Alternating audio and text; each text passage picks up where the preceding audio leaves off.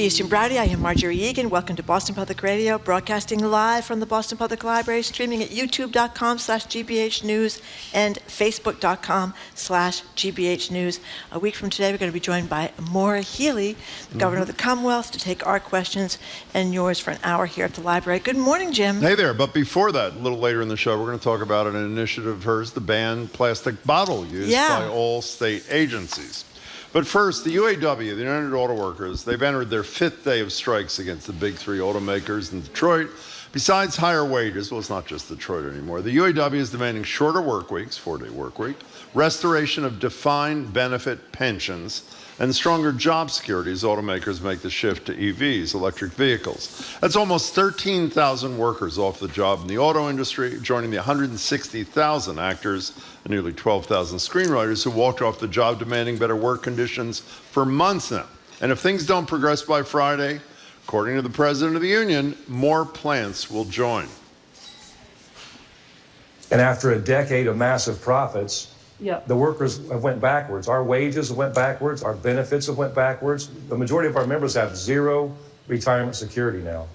And meanwhile, it's insulting that a CEO gets on air in the last few days and says that her $29 million salary is justified by her performance. No, it's not. It's justified by the performance of the worker on the backs of the workers in this country. Let me tell you, I'm in love with this guy, Shawn Fain, the president of the UAW. You probably know that support for unions among the American population is the highest it's been since polling was done.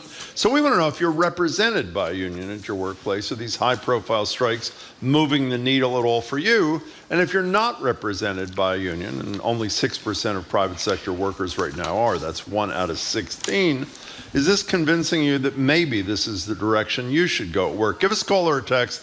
What's your reaction? How much attention are you paying to these high-profile strikes by auto workers, screenwriters, actors, etc.? 877-301-8970 is our phone number. It's also our text line. We should point out, of course, before starting this, that Jim Browdy here, I mean, you could have grown up to be Shawn Fain yourself, because as a young whippersnapper, you were a rising star at the United Auto Workers. I was not a young whippersnapper, by the way. I was in charge of one small division of the UAW who represented white-collar workers, lawyers, secretaries, paralegals, those sort of people. I was not on the fast track to the presidency of the National Union, but what thank might you. have been, you could be on Meet the Press, you could be all over the country now to represent these auto workers. Do you know the biggest smiles you ever have are when you're ridiculing me? Right. Do you know that? That's right. In any That's case. right. But you know, I mean, I get what he's saying. I mean, Shawn Fain. Yes. Yeah. You go back to the 50s and 60s. You worked for you worked for General Motors. You worked for one of these auto companies. You were sending your kids to college. You had a nice vacation. You had a summer home. You had a defined pension. You could retire at 60 years old. We should explain what a defined pension is. Other than go ahead. It's what none of us have anymore. That's correct. Basically, once upon a time, you knew how much you were going to get, and you could plan on your retirement. And I remember as opposed to your 401k, where you cross your fingers and pray that it's going to be there. My late great father-in-law, who worked for Pitney Bowes, or my own father worked for Firestone. They knew what they were going to get in their retirement, so they could plan their life. They weren't always in a panic watching the stock market to see their 401k go up, their 401k go down. Only half the country even has 401ks.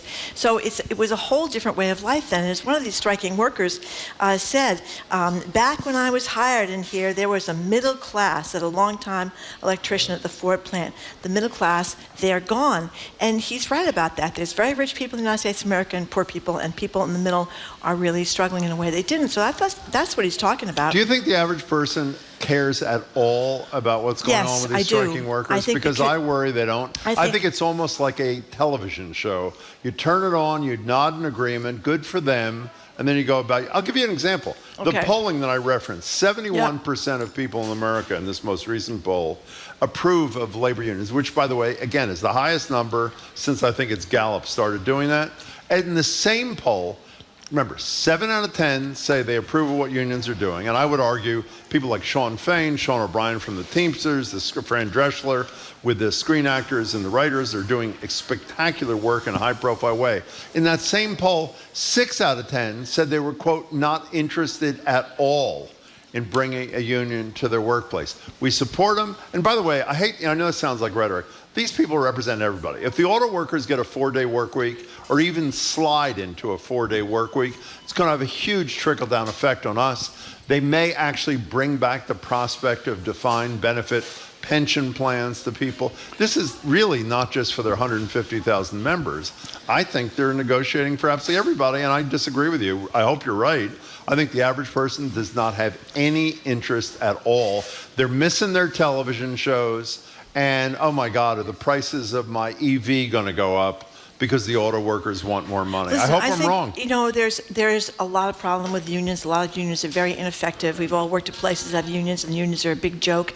And, you know, back in the 60s, I mean, you know, General Motors, I mean, their union kind of got out of control. Remember the rubber rooms they had when they were laying people off? They'd still pay them money, and they'd be in the so-called rubber room. Yeah, that was like an anecdotal thing. The vast majority of the work the auto workers have done through the years, including on social justice issues that don't even involve their members, has been fabulous. I think it's like you don't want to go too far. Like, I think that's what's hurt the public employee unions, like the police officers unions, when you go too far. But I don't think you can argue that in general you have much more protections with a union for against losing your job. You have a collective bargaining effort as opposed to like you're trying to root for yourself to get a salary increase. So I mean, look at what's happened. I think there was a lot of support for the Amazon workers. I think there was a lot of support for the UPS workers that were driving around without air. If you stopped 100 people on the street who said they supported the Amazon workers organizing, how many of them do you think know that thanks to Jeff Bezos' anti-union practices, that union we all celebrated does not have a contract? I don't think a lot of people do know that. I bet they don't. But I mean, I think people don't know a lot of things about a lot of things. I didn't know this morning until I was preparing for our discussion about plastic bottles that we're all putting glass in our single stream recycling bins. You know what's happening to that glass? No, I don't. It's not getting recycled. Okay, Did you know that? No. I didn't know that either. 877-301-8970. Do you care about what's going on in these strikes? Do you relate it to your own life? Do you think it'll improve your conditions at work? And are you contemplating, if you're one of the 94% of people in the private sector who works in a place that does not have a union, are you maybe saying, maybe I should rethink that proposition? Here's the thing. We have changed. We said a million times the difference between the online workers and the CEOs back in the 60s when the middle class was really thriving in the United States of America was, what was it, 15 times? 20 times, 1965. 20 times. And now you have differences of hundreds and sometimes over 1,000 times. Mary Barra, who's head of GM, is making $29 million. She is. And as Sean Fain points out, that's a lot of money. And we have stopped being appalled or upset. We've seen this even locally in Boston. Remember, everybody talked about the guy that headed GE, Jack, whatever his name was. Jack Welch. He was a big hero. And you found out that what he really did, the Neutron Jack, was much more accurate. He laid off people's jobs. He was like a corporate gobbler of these other corporations and hurt a lot of workers. How about the guy that Brian McGrory wrote about when he was a columnist at the Globe? The guy that ran the utility was making $8 million a year. Yeah. We get upset for a minute. Everybody is now memorized. Wait a second, Mary Barra, I think she makes $29 million. And then we move on. I mean, then we move on. I disagree with you. I think the reason that private unions have become more popular is because people have realized that the emperor has no clothes. I hope you're right. You don't need to make, $200 million when you're running a company while you're workers. It's the same thing with the actors. I mean, I don't know how this is going to turn out, the writers and the actors. Are we going to hear the yacht story again? I'm not going to tell you the yacht story. I like the yacht story. Tell the yacht story one more time. Basically, I would say tell the yacht story. 185-foot yacht is big enough. But Inger, whatever his name is, I-N-G-E-R, the guy that runs Disney, I think it's he's decided that he doesn't, 185. Not enough. Not enough, and I think the new yacht is 210. Yeah. I mean, the mega rich are everywhere. Well, they're not everywhere because there's not that many of them. Yeah. But there's a real carving out of the middle class in America, and a lot of it has to do with unions' loss of power. I mean, you're the union guy. I am the union guy. Isn't that what's happened? It's a real problem. Mr. former whippersnapper there at the UAW? I wasn't a former whippersnapper. I'm still a whippersnapper. Thank you. That said that on my card, by the way. It was a union printed card. Jim Whippersnapper Browdy. 877-3. By the way, Marjorie's mocking me. What do you think she was doing? She was probably like making out with the I was not. Current mayor of Fall River behind That's when I was football 12. stands. That's when I was 12. You were 12 when you were making out with the mayor? One little quick kiss. It was at like 12? Well, underneath the football stands? You never told me you were 12. I know that it may have taken you until 25 to get your first kiss, but some of us started earlier. Joyce and Leominster, you're first on Boston Public Radio. We're talking about these strikes, these high-profile strikes, I would say, for very good causes. Hello there, Joyce. Hi there. Hi. So I'll preface this. So my career has been in human resources. Oh, good. And being in HR, you should know, for non-union shops. And we're trained to keep out unions. We know that. So I've been fortunate. I started my career 30 years ago in technology, got into life sciences and biotech, and I've worked for some great companies. And I personally always felt like there shouldn't be a need for unions, right? If companies are doing what they should be, and that is offering great benefits and retirement plans and a living wage. So that's my background, and I've been fortunate. On the other side, I also see compensation. I know the comp all the way up to the top, and I have for years described as executive comp, as much as I might respect my CEO, as obscene. It's just gotten worse and worse. That's a good word. Obscene. Yeah, I mean, and it's not the base salary, and it's not even the 2x bonus. It's the stock when you get into public companies, right? And I do want to make a distinction. If you are a founder of a private company, you deserve everything. You built it. It's yours. You take as much pay as you want. You know, you may have trouble hiring people if you're not paying a living wage. But when you're a public company, you're a steward. You know. These people haven't built and created it for the most part. So, hey, Joyce, before I have a stroke, can I respectfully respond to you?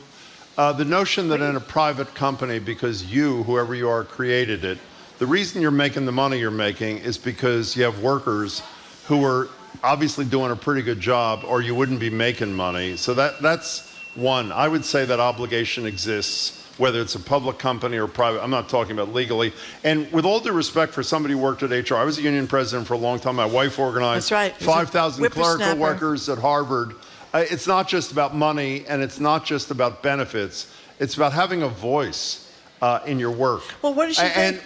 We don't know what Joyce thinks. Are you pro-union or not pro-union? No, she just said if they pay you well and whatever, that's enough. It's not enough. I would argue that most of the unions that I organized when I was a legal services worker, it wasn't about pay, it wasn't about benefits, it was about people doing the actual work, having a voice in how the work was done and decisions that were made. They want to be partners of the workplace, and that most employers are not willing to do that kind of sharing. Would you agree with that, Joyce? I would agree, but I'll just say, finding good leaders, is a challenge, but that if you have good leaders, maybe there's less of a voice, but I will just close with, Don't go away. Maybe a union is what is needed to get a handle on this. Exactly. Executive. Joyce, I couldn't agree more. Joyce, if you were the HR director at General Motors and Mary Barra said to you, before I set my compensation with the board next year, I want to tell you, I'm thinking of $29 million. What would you say to her? It's that big ship that we got to turn. We got to start turning. No one's what they're going to argue at the executive level is we need this to be competitive. If Mary leaves tomorrow, we need to offer someone $30 million to get them here. That's what the argument is. We've got to be competitive. But so you've got to start turning the ship somewhere, and I don't know how it's going to start. But that's my take on it. Joyce, we really appreciate. We're really glad you were the first call. Thanks so much for calling in. 877-301-8970. You know what you and I have talked about before? There was an image on the front page of the New York Times magazine many years ago, and I think it was the cigarette executives, and the headline was, "How do they live with themselves?" Mm-hmm. How does she live with herself? How do people? And by the way, if you were treating your workers well, I'm as much on this issue with you as I could possibly be. But the only modest pass you get is if you're making a huge amount of money and you treat your workers really well. Then you can make a lot of money, even though it shouldn't be 1,000 to 1. Having said that, how does this woman live with herself? These people are out on strike, and she's talking about how she needs to make 29. What does she need to feed the kids or whatever? Well, but I think that's the problem. We've come to think that that's okay. A while ago, there was a guy that was a bank president in Boston. I'm not going to go into who he was or why not? Because I don't even know if he's still around. I don't know what the situation is. But I remember that they were laying off a lot of people at this bank. But this particular bank president, who was making a lot of money at the time, was kind of hailed as a hero right here in Boston. And I remember getting in a discussion with the PR person, about this huge salary while he's laying off, cutting all these jobs. And that's how we've changed. I think we didn't used to think it was okay to be making millions and millions and millions of dollars while you were cutting off people's income. And somehow we think that's okay. I mean, Christian Belmont just kind of hit the nail on the head, too, when he said, Sean Fain and the UAW are finally addressing the most destructive component of contemporary America. It's income inequality and unfettered capitalism. And it used, as we've said a million times, it used to be more regulated than it is now, and it's not anymore. And people aren't shamed for their greed. And our leaders don't have the strength to follow people like Elizabeth Warren and Bernie Sanders and saying, if you're going to make $29 million a year under this current system, then you got to pay more than a modest level above what a middle-class worker is paying in taxes. And I don't understand this well enough from the economic perspective, but the shareholders, it's always about the money for the shareholders, and that's really changed too, and I think that's really hurt us. Ann in Lincoln, you're next on Boston Public Radio. Welcome. Hi, Jim and Marjorie. Thanks for taking my call. Sure. What we need is the Sheldon Whitehouse of union busting strategies, because you know how he explains how the right has dark money. Sure. Yep. Through many, many years, the judiciary system. The same thing's been going on with union busting ever since Reagan fired the air traffic controllers. And I grew up in Michigan, so I remember 1980, Patco. Sure. The Reagan Democrats in Michigan who elected him, those people were actually cheering that, not realizing that they were cutting their own throats in the long run.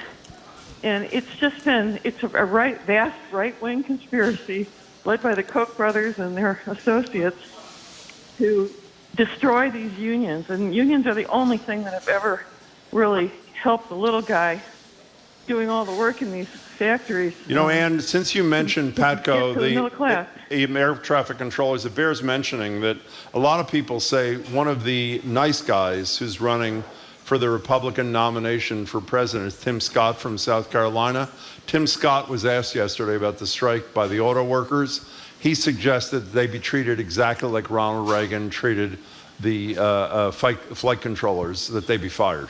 So that's their, and thank you for the call. It is really staggering to me. And a lot of people are texting about the huge profits that General Motors and some of these auto companies have made over the years too, and why aren't the people sharing in those because of inflation costs and not being able to, it's a constant theme. I think wages haven't kept up with inflation, they haven't kept up with housing costs, they haven't kept up with tax costs, they haven't kept up with college costs, none of these things. By the way, and we have to take a break, but one of the things Sean Fain is saying, when people hear he wants 36% increase over 4 years, down from 40-something, this is not just because he wants to keep his workers ahead of the spiraling inflation of the last couple of years. They made huge sacrifices to get federal aid a bunch of years ago. The workers did. And they're basically saying, we gave a big time for the company, and now it's time for the company to repay us for our loyalty and our sacrifice. And obviously, they're not willing to do it. We got to take a break. Well, one quick call before we go to the break. Let's take Lisa, who's driving on the highway. What do you think, Lisa? Hey, Lisa. Hi there. How's it going today? Good. Fine, thanks. Good. I'm just listening to what your comments were about the companies not taking care of the people that do the work. My husband was part of the National Negotiation Committee with UPS. Wow. And trying to get them to, make an agreement was like trying to pull teeth out of a badger. It wasn't happening. And back in the day, the company was built on profit sharing with those that did the work, but it was only with management. And the rate of pay stayed at $8.50 for decades. And so they didn't keep up with cost of living, nothing. And we were working during the pandemic, essential workers. I know that. And they made 300,000% increase from the 2 years before. and didn't want to share a dime. But yet they can't get anybody to come to work, so they have to pay a market rate adjustment. Give them an extra $100 a week. We'll pay you $14.50 an hour, but we'll give you an extra $100 a week if you show up every day on time. Why not just pay us more money? It didn't make sense to me. Hey, Lisa. Yeah. Congratulations to your husband and to you. Thank you for your call. We appreciate it. We're talking about the UAW strike, the increasing of support of unions all around the country, and Jim's theory, whether it makes any difference or not, that we support them or we're doing nothing about it. We're taking your calls and texts at 877-301-8970. You're listening to Boston Public Radio, broadcasting live from the Boston Public Library and streaming at youtube.com/GBH News and facebook.com/GBH News.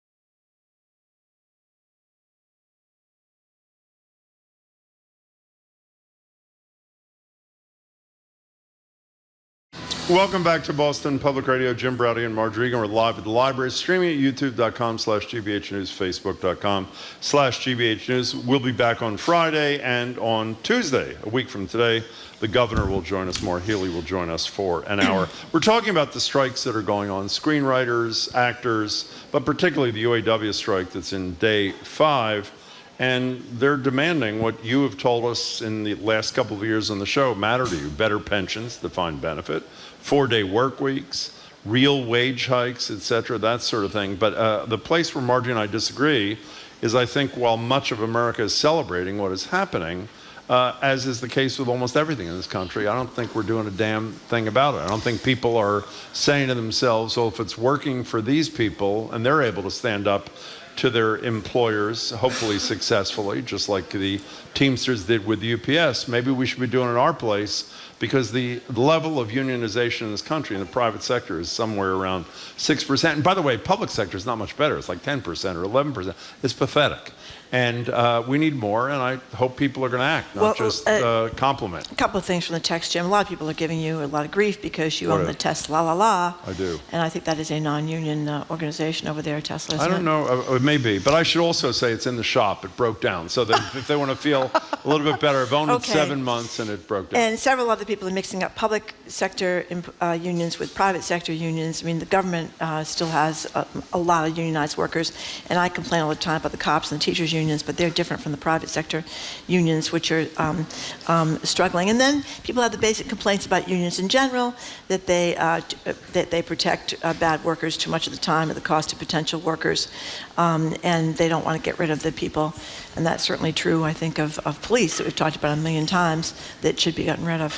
Yeah, I understand. The only problem I have, I know I don't want to get in an argument today, is that we spend far less time talking about the good things that unions do for their workers in this country than we do about the misdeeds. Well, they're two different things. Unions. To me, the private sector unions and the public sector unions are two different things. Because I think a lot of the public sector unions, some of them anyway, do well. Well, as you heard the other day from Max Page, the head of the MTA, Yeah. well, I know you're not crazy about the union. Do you know who the major funder of the ballot effort to raise the minimum wage in Massachusetts was? It was the Massachusetts Teachers How is that going to Association. affect their members?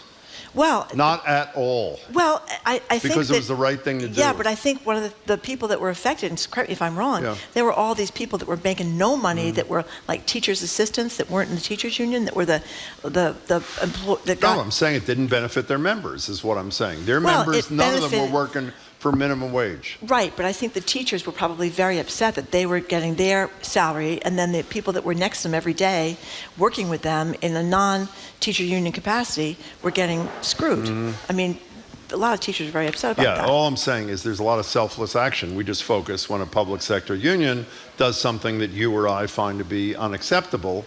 But the vast majority of the work, I think, is in the public interest. Perry in Whitensville, thank you for the call. We appreciate it. Welcome. Jim, Marjorie. First of all, Jim, I want you on my team as a whippersnapper. So, yes. Yeah. If I can get the number that I want, I'm willing to join the team. Yeah. Go ahead. Yeah. Marjorie, to your point, I was down at Hershey Park, Pennsylvania, and I took a tour of the Milton S. Hershey Museum. And you talk about people helping. This guy had 1,300 people working for him in like 1900. And you know what he did every year, Marjorie? What? He gave them a bonus of like 25% Wow. of the workers' salary. I mean, in like 1900. And guess what? His productivity went through the roof. So, you know, it matters, Jim. It matters. The Hershey chocolate, right? That's the Hershey chocolate thing. Wait, Yeah. I missed your point. What were you saying it matters? He was a meaning good, what? good My employer. point is that, you know, treating these people properly, you know, where Mary, the woman from GM, is making $29 million, it's ridiculous. And making, you know, the union make all these concessions, I mean, it's obscene. So, you know, it does matter, Jim, what's going on. And I'm an independent person, and I listen, and I hope they have success. Well, let me just say, Perry, just to clarify, I think it matters hugely. I'm just not sure the American people know how much it matters, as you obviously do. I hope you're right. I hope Marjorie's right. I hope I'm wrong. Perry, thank you much for your call. I appreciate it. 877-301-8870. I mean, there are some very good non-union people. We had this during Market Basket, right? That's a non-union operation over there, but they treat their workers very, very well. And in a really odd situation, remember when is it the cousins or the brothers that were fighting over? Cousins. Fighting over who was going to run the show there at Market Basket. The non-union workers came out in support of. Well, when you say non-union workers, you mean like managers were putting themselves at risk. We had a bunch of managers on the show who were putting themselves at risk by standing up to one of the two cousins. Yeah, because they were getting a living wage, they were getting decent benefits, and they were treated decently. You know what by the way, I go to Market Basket every single Saturday morning, and I talk to a lot of those workers. You know what they say? Most importantly, it's not about the wages and benefits.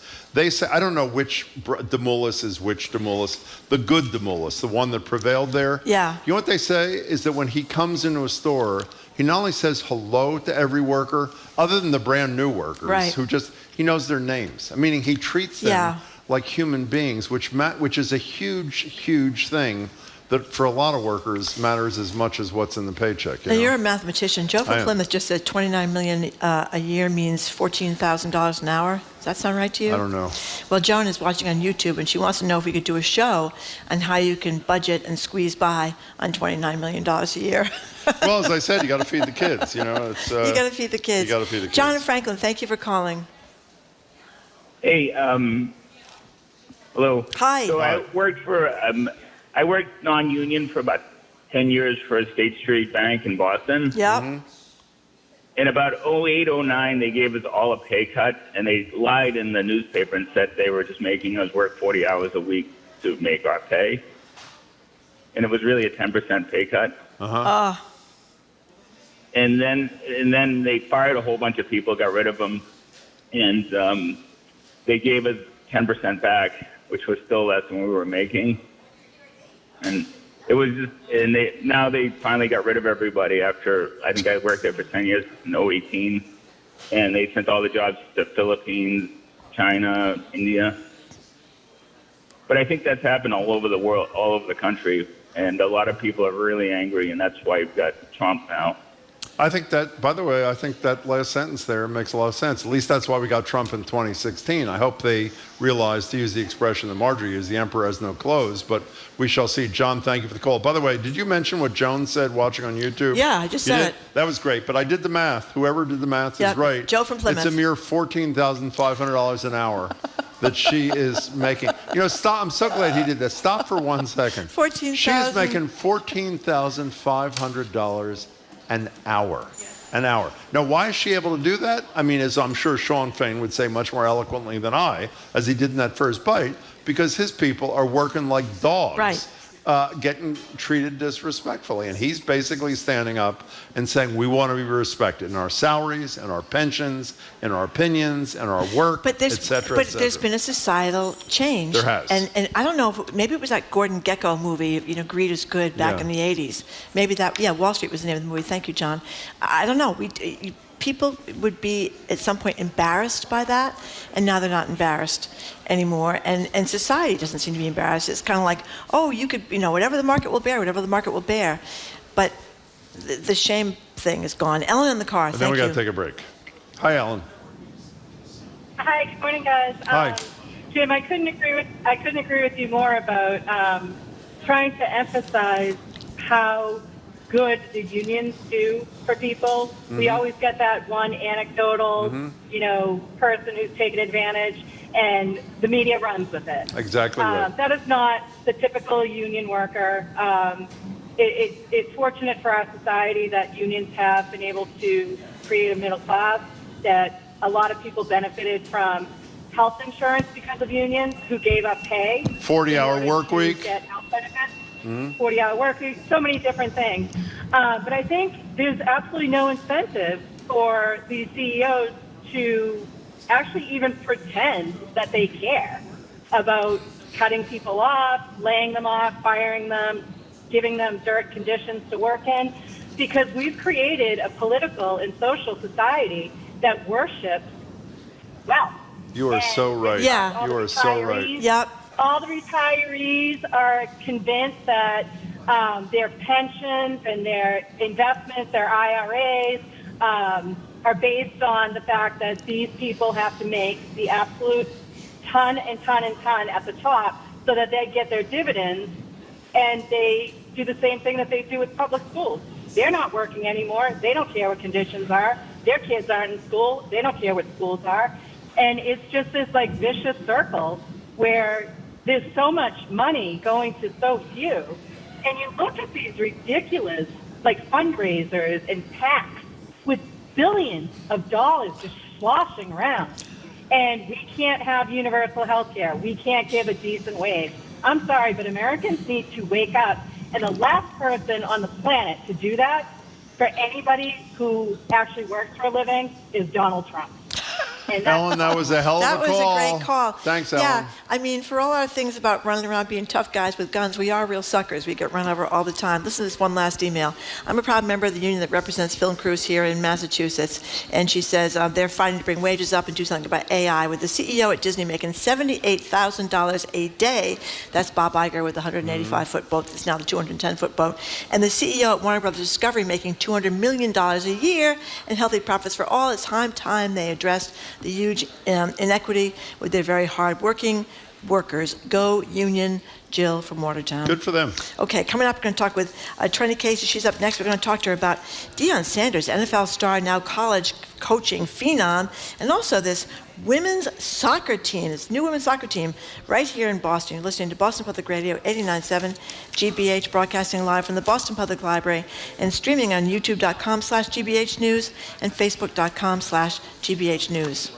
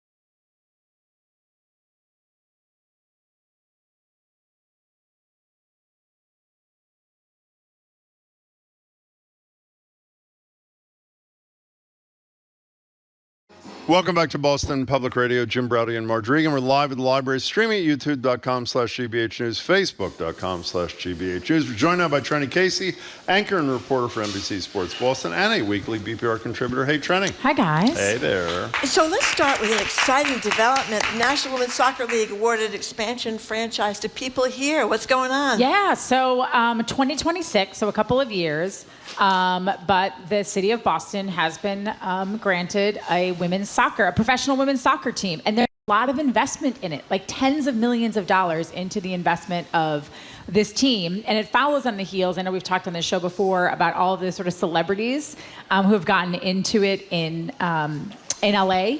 And that's carrying over here. There are some pretty big name investors that have put their money. I gotta look.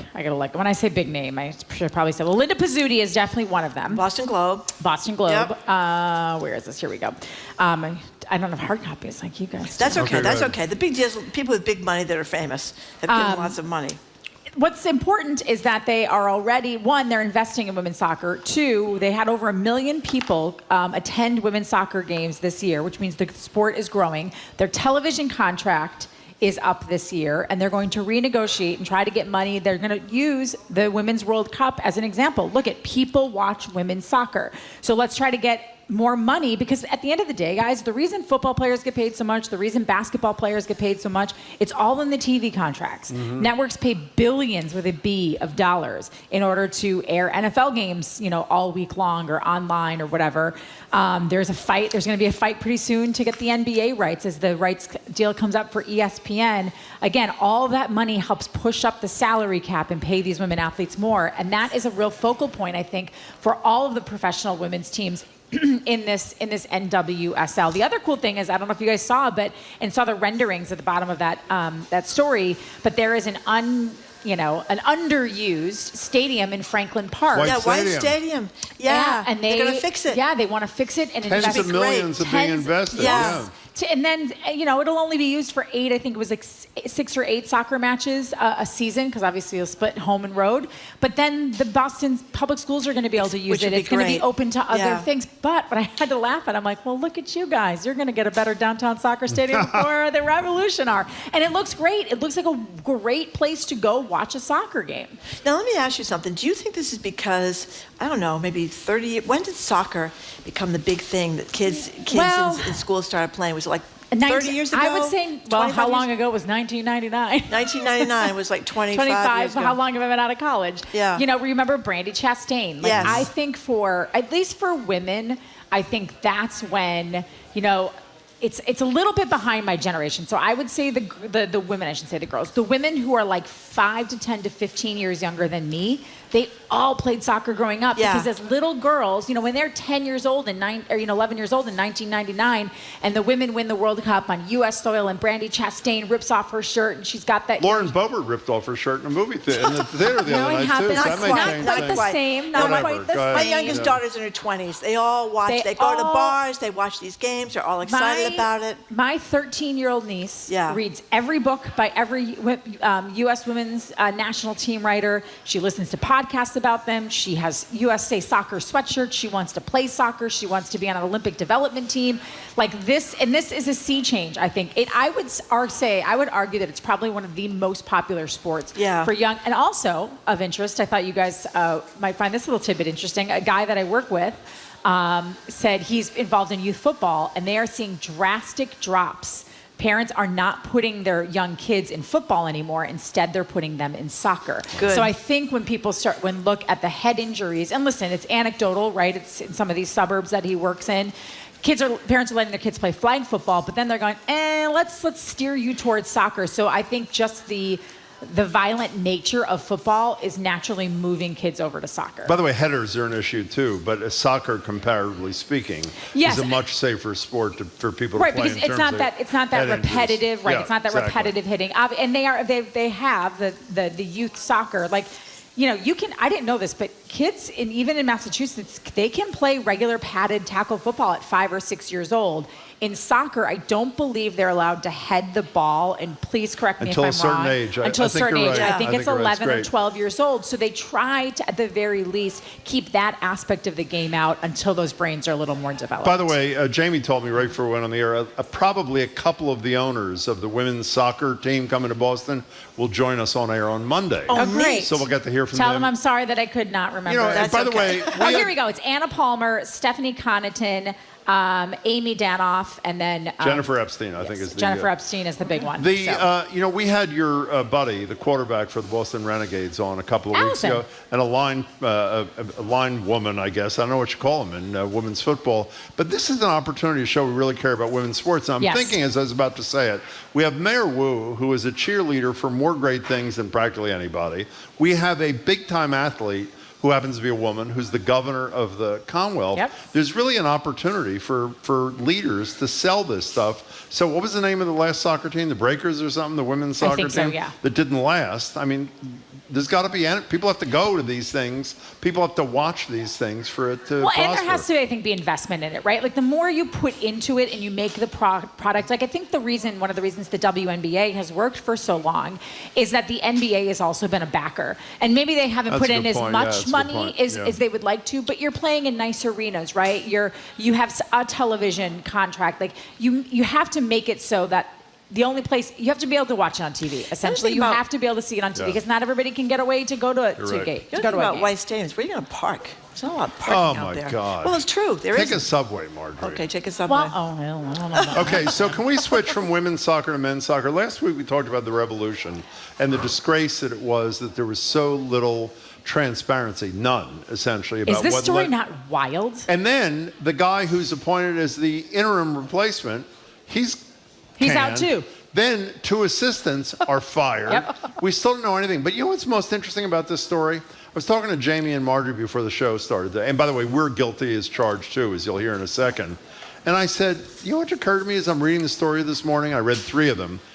Who's not mentioned in any of the 3 stories? Who could force transparency? Robert Kraft? There's a guy who owns the revolution. Unbelievable, who is not right? mentioned in any story Jim. about what's going on with the team. True story. When we went to find, because we brought this up, we actually talked about, sorry, Revs, the only time we talk about using a complete scandal and and disarray going on in your organization. But we tried to find, because I asked the question, I was like, where's Robert Kraft? Why is he not involved in any of this? I assumed he had sold the team, by the way, this morning. He has not sold the team. I know. But we tried to find video of him, archive video of him with the team. We had to go back to 2018. That was the last time. Like, Robert looks like a young spring chicken.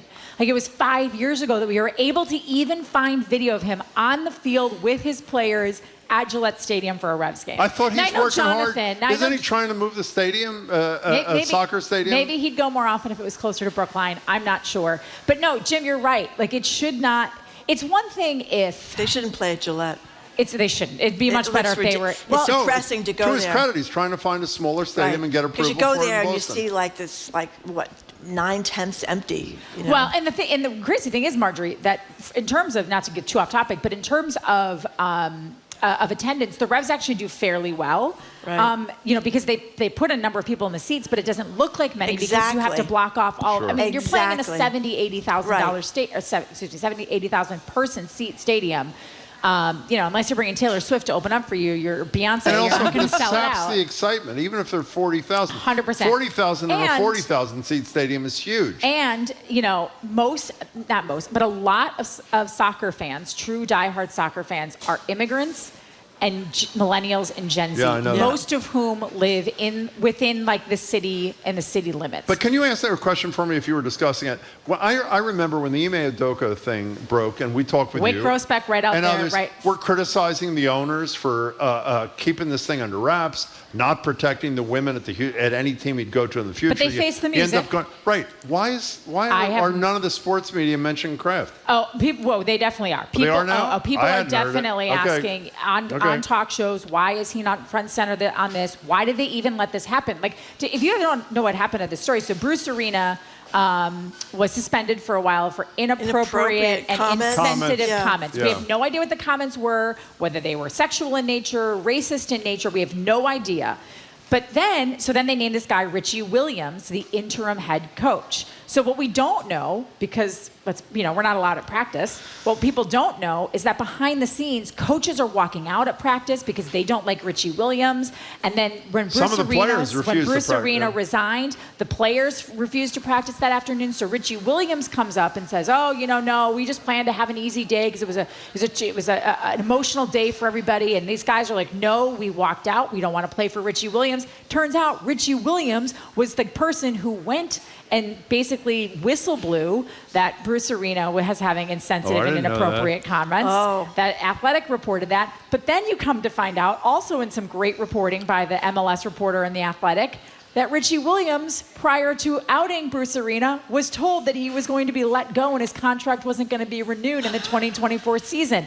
So then after all this happens, one day after Richie Williams is like, "We have control of the team, everything's fine, like we just had an easy day of practice," he's out. And the two coaches who walked out on Richie Williams are out. And then Clint P., who was running the secondary, it's like the G League, I think, of the NBA. He is now the head coach. And then they lost. After all that, for all you soccer rev sycophants out there saying, "What do you care?" Why did you care about Ime Udoka? This is obviously bad enough that not only was the guy fired, did he step down? Stepped down, he resigned. Okay. But not only that, but to get another job, it's the winningest coach in the history of the league, from what I understand. He has to apply to the commissioner to get approval to take a job if one is offered. But we don't know what he did. Exactly. I just don't understand that part of it. And if Revs fans are like, "Why do you care? You don't talk about the Revs anyway." I mean, I care because you want a good sports team in your town. Right. You want a well-run team. And if Robert Kraft is going to own the Revolution, then he's got to own this. Then you've got to own this, and you have to invest in it. Like, if we're going to give John Henry crap for not investing in the Red Sox, I'm going to give the same to Robert Kraft. Okay, so I want to talk about Deion Sanders for a second. One of the greatest athletes probably of our generation. He's coaching at Jackson State. Most people thought he would never coach because he's too big an ego, that kind of thing. Coaches at Jackson State, turns around, gets a job, big-time job at Colorado, which I think lost every game except one last year. And he Ted Johnson's alma mater. Oh, that's right. Your colleague, by the way. He and has been really outspoken on things like concussions, which I really admire. Yep. He's been fabulous. Essentially, what Deion Sanders does is he fires all the players who were there before, takes away their scholarships, correct? Yeah, which is that's a questionable. I don't know if it's questionable. But. I'll tell you why, because in a second. And then what he essentially does is use all these portals, things about transfers. Yep. Tons of kids transfer, I think, including his own son. Yes, his son is the quarterback of the team. Now they're 3-0, and there's a great line in a story read this morning. He's not a mentor. He's the CEO of the Colorado Buffaloes. And the reason I admire him is all of this college football stuff is a fraud to begin with. That's fair. These coaches making $10 million a year talk about student athletes about whom they don't give a damn. True. This guy's running a business in Colorado because it is a business, and he's succeeding, and I totally love it. What's your take on this? I mean, listen, it's been fun to watch, and it's certainly the reason he's they're in the news because they upset TCU at TCU week 1. Then they go. TCU was in the national championship game last year. Yes, and was highly ranked. Yeah. Then they go and they beat Nebraska, and then this week they had a game against Colorado State, their in-state rival, and the head coach of Colorado State called Deion Sanders out because, Deion, primetime, right? He's flashy, he's big, he's got the big gold chains, the cowboy hat, the sunglasses, and he doesn't take them off for interviews. And this coach is like, "Well, I'm an adult. When I talk to grown-ups, I take, I take all my stuff off." Well, Deion flipped it and turned it, and he does everything on social media. He puts everything out there. He's got he gave this rousing speech to his team that had them all fired up. You can say what you want about me, and I'm going to do things my way. And then they go out and they beat Colorado State in overtime. It's turning the program around. And Jim, I guess I didn't think of it that way. I guess I still like to sometimes feel like you can at least pretend that you're trying to keep the sanctity of college football, but there is no sanctity. So you know what? Instead of pretending you're a leader of men and you're mentoring all these young minds and trying to shape them to be into something, just be who you are, which is the boss of a bunch of employees. The best thing, I've said this before, but I don't want to repeat it again. For those who say, no, that's not true, the most important single thing you could read to learn how, I'm not talking about all college athletics, because Charlie Baker has the exact right attitude about the average kid playing college sports as opposed to basketball and football. The best and most significant thing ever done was done by Derek Jackson, a former columnist for the Boston Globe, where every year, instead of the brackets in the March graduation Madness, rate, where we all bet on, whatever, you buy the pool thing in your office, he did graduation rates. And there was almost an inverse proportion between the better the team was, the lower the graduation rate. But sometimes 0%. Catholic schools like you went to, they had pretty high graduation rates. Georgetown, Marquette. Yeah, also, Marjorie, when I went to college at Marquette, our basketball team stunk. And Georgetown was pretty good for a while. Georgetown was good for a while. Providence College does pretty well. But the point is, there's no pretense here. He's doing what essentially they're all doing. Except he's just admitting it. Instead of being like Nick Saban, who is the head coach of Alabama and tries to walk around like, he's doing God's work by being the head football coach. What's he make, $15 million a year? Is it that much? He makes a lot of money. He's the highest paid state employee of Alabama. By far, by like 10. Well, most of these coaches are in there. Yeah, at least Deion kind of owns what he's doing. And the question now that keeps coming up is, do we think Deion Sanders will move to the NFL? I don't know if I don't want to call it a shtick because I think it's really who he is, but his way of doing things, I don't know if it would play very well in the NFL. I think he's a perfect college coach. There's a good clip of him because I saw it from he did a 60 Minutes interview and you can get it obviously online. Yeah, it was this Sunday, right? I mean, he certainly has a big ego, but here's what I want to know. What happens to all these kids that he got rid of? I mean, do they just go home? Go to other schools? They go to other schools. They go to other schools. Yeah, they go into the transfer portal and they go to other schools. And that is the only reason I don't like it is because I know it is a business, but, like anything on a football roster, when you have so many kids, there are kids who are on on those rosters who just wanted to play at Colorado, are just trying to, maybe can't afford college and literally are going to class and they know they'll never play professional football. And then to lose that education and have to move around, to me, that was a little callous. Not even thinking about the overall well-being of these students. Well, exactly. I mean, are they going to get scholarships at other colleges? Not necessarily. Maybe not. Maybe, they might maybe just not. be screwed. And I think that kind of part's pretty bad. Yeah. Yeah. I agree. All right. Okay. Well, that was great. Yeah, that was great. Nice to see you. Is that it? I believe it is. Well, we talked so fast. By the way, can I tell you something? If the three of us... I get it. You guys just want to get to Sue O'Connell waiting in the wings. If the three of us do not go to the Boston Renegades opening day, which we've all committed to do... Yes. We have? Do not go to... Yes, when we is have. the opening day? It's in April or something. Oh, it's in April. Next April. Okay. And if we don't go plan ahead. to a lot of these women's soccer, then we're hypocrites. Exactly. Put your we're money where your mouth frauds is. and hypocrites. Can we bring a cooler of beverages? Absolutely. All right, then I'm in. Absolutely. Okay. Trenny Casey is a weekly BPR contributor, and she's an anchor and reporter for NBC Sports Boston. Okay, Sue O'Connell, our media maven, is waiting in the wings, but it's got nothing to do with why we were talking so fast with Trenny Casey. We had a lot to talk about. Anyway, she's going to talk about that, Sue O'Connell, on Trump's Meet the Press interview last Sunday. It was really something. And, the Gropathon involving Congresswoman Lauren Boebert out there in a Beetlejuice theater. You're listening to Boston Public Radio, 89.7 GBH, broadcasting live from the Boston Public Library and streaming at youtube.com/GBH News and facebook.com/GBH News.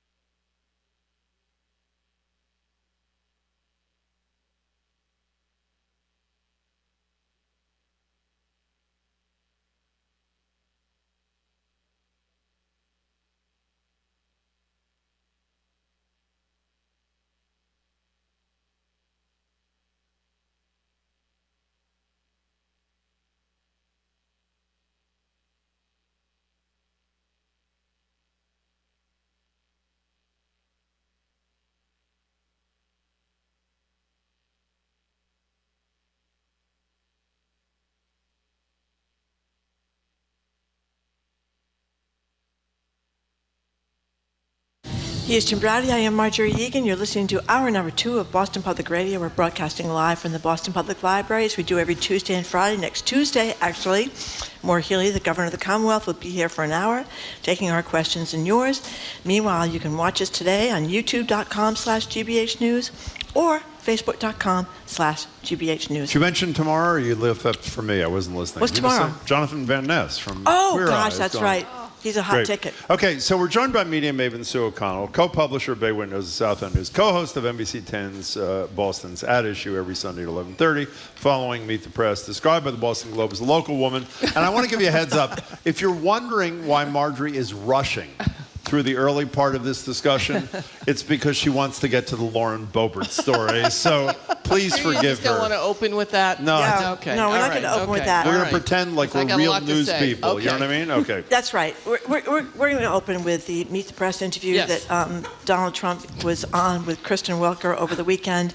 Are you going to And- get disciplined if you're honest about this? No, because You I work for NBC. Yes, I work for NBC. I don't have any association Okay. with the NBC politics. fine, I okay. don't know Kristen Welker. I don't know anything. She was on our show a couple of years ago when Chuck was out. Yeah. She was fabulous. She's great. She's a and great she's a great reporter. White House correspondent. Yes. Great And she reporter. was great in a debate. She did a couple of debates. Yeah. She's done really well. However- she's kind of getting trashed for the interview with Trump. He said a lot of crazy things about, the number of people that are coming into the country over the border. He said we're 15 million. There are nowhere near that many. Maybe 2.5 million. They talk about terrorists, that were no terrorists coming here. When I was president, there were. So all this kind of stuff. It's very hard to conduct an interview with the former president because he tells so many lies, frankly, that you have to be correcting him every 2 seconds and know enough to correct him. Yeah, so I have a number of feelings about this, and also the CNN town hall and whatever the next interview with Trump will be. And we talk about this a lot also because we also have to interview Robert F. Kennedy at some point. And, Vivek Ramaswamy is also occasionally goes off the beam in terms of making stuff up. So my overall impression of the Meet the Press episode was I watched it once, and I listened to it twice. So I good listened for to you. it. And I think overall it's a D, but that's based on the town hall of CNN being an F. And I'm hoping that the next time someone interviews them, we get to a C with Trump. And I give Kristen Welker a C because listening to her and not watching and trying to have an open mind about it, because everybody was like, boycott it before it comes on. That drives me crazy. There's no way we're not going to interview Donald Trump. We can't. He's going to be the nominee most likely. We can't avoid it, right? So we all have to figure out how to do this in a way that is productive. We have a model, Jonathan Swan. He's my favorite interviewer of Donald Trump. He used to work for Axios. Now he works for the New York Times. We can play a little sound of Jonathan Swan interviewing President Trump. This was when Trump was insisting, this was 3 years ago, 2020, Trump was insisting the country was doing well combating coronavirus. Here's what happened. Oh, you're doing death as a proportion of cases. I'm talking about death as a proportion of population. That's where the US is really bad. Well, much worse than South Korea, Germany, etc. You can't do that. You have Why to go, can't I do that? You have to go by the cases. Well, look at South Korea, for example. 51 million population, 300 deaths.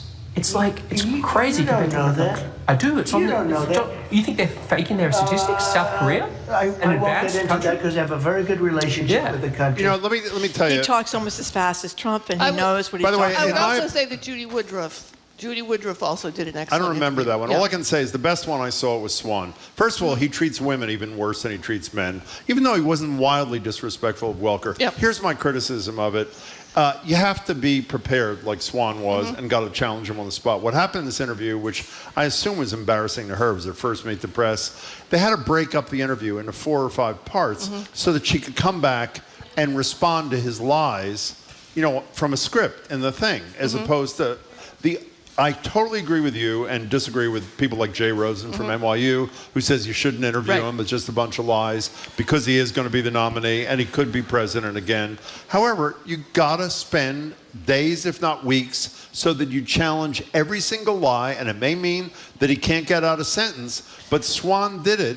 And frankly, again, I'm not sure I remember the Woodruff thing. I don't know anybody else that was as prepared as he was. Well, you always say I tease you and make fun of you and ridicule you. You were the best at this. Well, it's very nice of you to say. I could not have done. You're very quick. Well, thank you. you. Do follow-up questions. I could not have. The problem is I could not have done the job that most Swan people did. who interview the president aren't fast enough Well, to the problem is, contradict no, him. I actually would take an opposite view and say the problem is he lies all the time. Right. So it's impossible to fact check him as he's speaking because almost everything he says is at the best a shaded view of what's actually happening, right? So his truths are actually somebody else's lies. So I think Swan would did it. say, Well, here's another Swan. It was a slice, right? So he was not running for president, I don't think, at the time. It was in 2020. I think he was. It was a slice of a moment with Swan, and I think I will say this. I think the only way to interview a Trump, a Kennedy, a Ramaswamy, and whomever else comes is that you have to stop. You're not going to be able to fact check them in real life because no one will watch it. I mean, there's another part of this. If every time you say something, I push back at you and say, no, this is the fact, this is the fact, this is the fact, no one's going to watch it. Well, can I tell you I something? disagree. I hate to disagree with a local woman. Yeah. But here's more, Jonathan Swan. The issue here was Trump insisting, it's 2020, insisting the pandemic was under control. Here are the two of them. And so when they hear you say everything's under control, don't worry about wearing masks, I mean, these are people, many of them are older people, What's Mr. your President. definition of control? Yeah. Under the It's giving them a false circumstances sense of right security. now, I think it's under control. I'll tell you what. How? 1,000 Americans are dying a day. They are dying. That's true. And it is what it is. But that doesn't It is mean what we're it doing is. everything we can. You know what? When I Stop took that. It's over, okay. We don't need to hear more. Yeah. But you know what? The other thing I read, I don't know if it was Oliver Darcy's piece, Reliable News, which is it used to be Brian Stelter's newsletter every night at midnight. If you don't subscribe, it's free. Just go to CNN Reliable. It's media criticism. And these people are so honest. Mm-hmm. They trash CNN, their own employer, when they did the town hall that you were talking about a minute ago. What was I going to? What was I going to say? One of the commenters in the piece last night at midnight in Reliable News said, and if he continues to lie and won't shut up, you end the interview. Yep. That's it. You have two choices. You be Jonathan Swan, you be wildly prepared, you don't give the guy an inch, and if there comes a point where he just won't play the game and answer your questions, then the answer is the interview. Well, I think the other thing is to stop. You can do the interview, but and it has to be pre-recorded, which this was, and there were improvements over the whole CNN issue. But I think you also have to stop and fact check what happens at the segment. So, okay, you talk for 2 minutes, I respond, and then you stop and say, these are the following things that Trump said that are a lie. I honestly don't see, I mean, the Swan thing is great, but he's been the only person who's been able to do it. So unless we let him be the only person that ever interviews Trump. Can I say one more thing here? To me, if you can't find a person to do it, then don't do it. Yeah, but can I say, we can't not do that. You know, Well, since you can. you were so nice You might to me, need a lawyer. You might not need a Since reporter. you You were might need so a lawyer. nice to me before, let me just say, What? people have no idea. I've never done a debate, and I think I'm pretty good at it, where I wasn't trashed the next day by a ton of people. You don't know how hard it is. I don't care if it's a city councilor. When you're doing an interview and you got to fact check in real time, and you have to be strong but respectful, you know, that kind of thing to a point. It is really, really. So I'm not saying the Welkers and the Collins and all the others. I'm not saying, you know, somebody else. It's hard. Right. And that is proven by the fact that so few people have been able to do it. But don't do it if you're not ready. Most reporters are not litigators. I would say you'd be better off getting someone that was a really good litigator, really quick on their feet, that knew enough of the stuff. That's the problem. A lot of the time, and I hate to say this, I mean, this has happened to me, frankly, when somebody says something that's a lie in the middle of a debate, I'm not sure. And you have to kind of know. Well, that's the point. The pressure. So to both of your points, and I mean, I did an interview with Kendra Lara at the beginning of the week. The city I didn't councilor. see it. I'm sorry. How was that? It was great. After she lost? No, before she lost. Sorry. On Monday. Yeah. I was on vacation. She called me Sunday and said, "Can you come?" And I said yes. And I got eviscerated on Twitter. For what? You know, because you're not tough enough? Well, my goal was, again, to these interviews, you have a goal, right? I'm not going to relitigate everything that she already said. I only have a certain amount of time. I'm only going to get 6 minutes on TV. Or if you're doing a live thing like a debate, which I don't do because I get too afraid that I know something is directionally correct. So if I say to you, Jim, well, you said in 2003, blah, blah, blah, and you go, no, actually, get your facts straight. I just said that in 2004. So I don't like to do debates because I can't think that quickly. So there's a lot that goes into these that people don't understand. Plus, there's a mission that your boss tells you, right? Your boss tells you, we want this, we want that, and you have to do that. But I think overall, if we're going to interview Trump and Kennedy and anybody else, I don't think you can just expect the host, unless we get someone to do it for everything, or a lawyer, to be able to do. We have to stop down and say, here are the facts, here's where he lied. Let me tell you one other thing can do. I have to say, we've said this in many contexts, Marjorie and I are much better together at almost everything we do in our work than we are separately. She was a brilliant columnist by herself. I was a brilliant columnist. I mean, in the broadcast industry. But frankly, we've done a lot of debates together where when one of us is having a hard time, the other one bails you out, and vice versa. Now, as proof of that, by the way, since you were so nice to me, I want to compliment you. Okay. Marjorie was a panelist in a debate a number of years ago and asked one of the most penetrating questions. I didn't even know her then, so I didn't help her. You're doing a debate, and it was John Kerry. Was it against Bill Weld? Was that what it was? Okay, against Bill Weld. Maybe one of the greatest races of 1994. Marjorie is in the bathroom right before the debate. Tell me if any part of this is true. The debate's about to start, and she realizes, oh, my God, I don't have a question for John Kerry. It was the first and question. I'm asking the first question of the whole debate. And to show the brilliance of this woman, even though she was in the women's room and on her way to the debate, like that, she came up with the most piercing question I can remember. That's right. What was the question again? Why doesn't anybody like you, Senator Kerry? I mean, can you imagine the brilliance Well, Senator nobody Kerry, did like him. why does no one like him? By the way, I like him a lot. I like him. Yeah. Okay, fine. In any case. Anyway. Okay, so can we jump ahead here? Let's go to the thing about debates, you do have to study, and you have to know everything, and most people that's why I don't do them. How many hours do we spend before a 1 hour debate together? Oh, my God. That's why I don't like to do debates anymore. Well, I know. Jim would come over with this pile of papers like this. Right, to both of your points, the other thing about debates, the other thing which I think I was concerned about regarding the Meet the Press is that you try to game out what they're going to say. Of course. Right? So people don't know that. I say, okay, John Kerry couldn't answer that question because he didn't think it was coming, which is what made it brilliant. But it's like, well, if we ask this, and then we actually have these big meetings, everybody who does debates, and you do a whiteboard on, he's going to say this, and then we could ask this, and then we could do the follow-up on this. We don't prepare with anybody else. We have at NBC 10, we have a huge team that comes in, and we meet for months, and we go over and over and over. But, if you can't do that with a full team, then you end up being kind of out in the woods and you can't challenge the thing. Okay, so let's We have a one-man team here. Yeah. No, we don't have a one. That is totally untrue. That is totally untrue. Yeah. Okay, let's move on. I never thought to ask any politician, elected official, why no one liked them. You're the one that came up with that. I once asked a candidate what they were like in 5th grade. You did? There you go. And she freaked out. Well, yeah, I it was would really, too. she just, why? And I'm like, wow, what happened in 5th grade? Yeah, what happened in 5th grade? Only one more thing before we get to Lauren Yeah. Boebert. Jan Wenner. Do you know, founder of Rolling Stone, do you know the guy? Never met him. Okay, so here's Jan Wenner that got him in so much trouble. He's written a book called The Masters or some such thing, which interestingly is only old white men. Shocking. Many of whom are masters, no people of color, no women. Yeah. He does this interview with the New York Times. Here's just a little snippet, particularly the part that got him in the most trouble.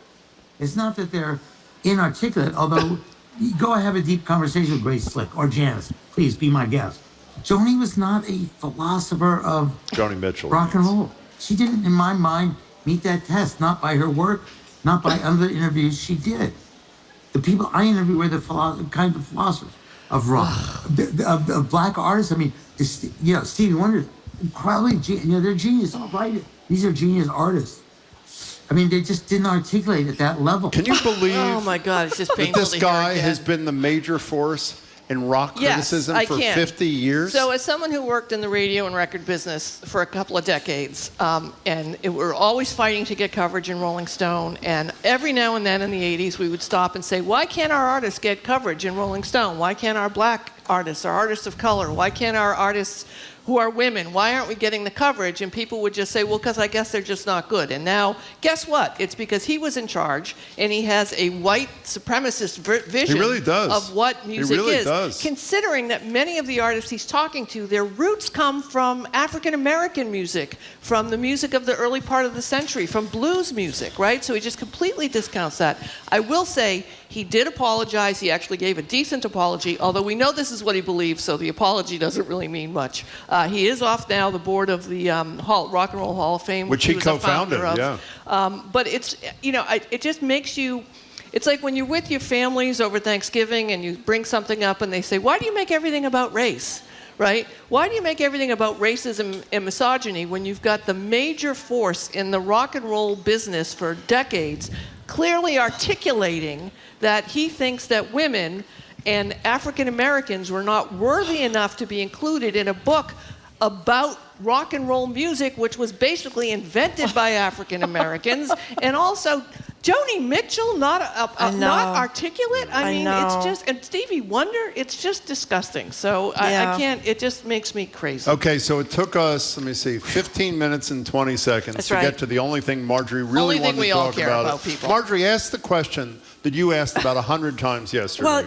Well, when you looked at the video, people, just to set the scene here, Lauren Boebert and we apologize in advance for setting the scene. No, we don't. That's right. Lauren Boebert is Congresswoman, 36 years old. She's getting divorced from her husband. They get married at 18. They get married very young. She's a grandmother. Grandmother at 36 or 38, whatever she is.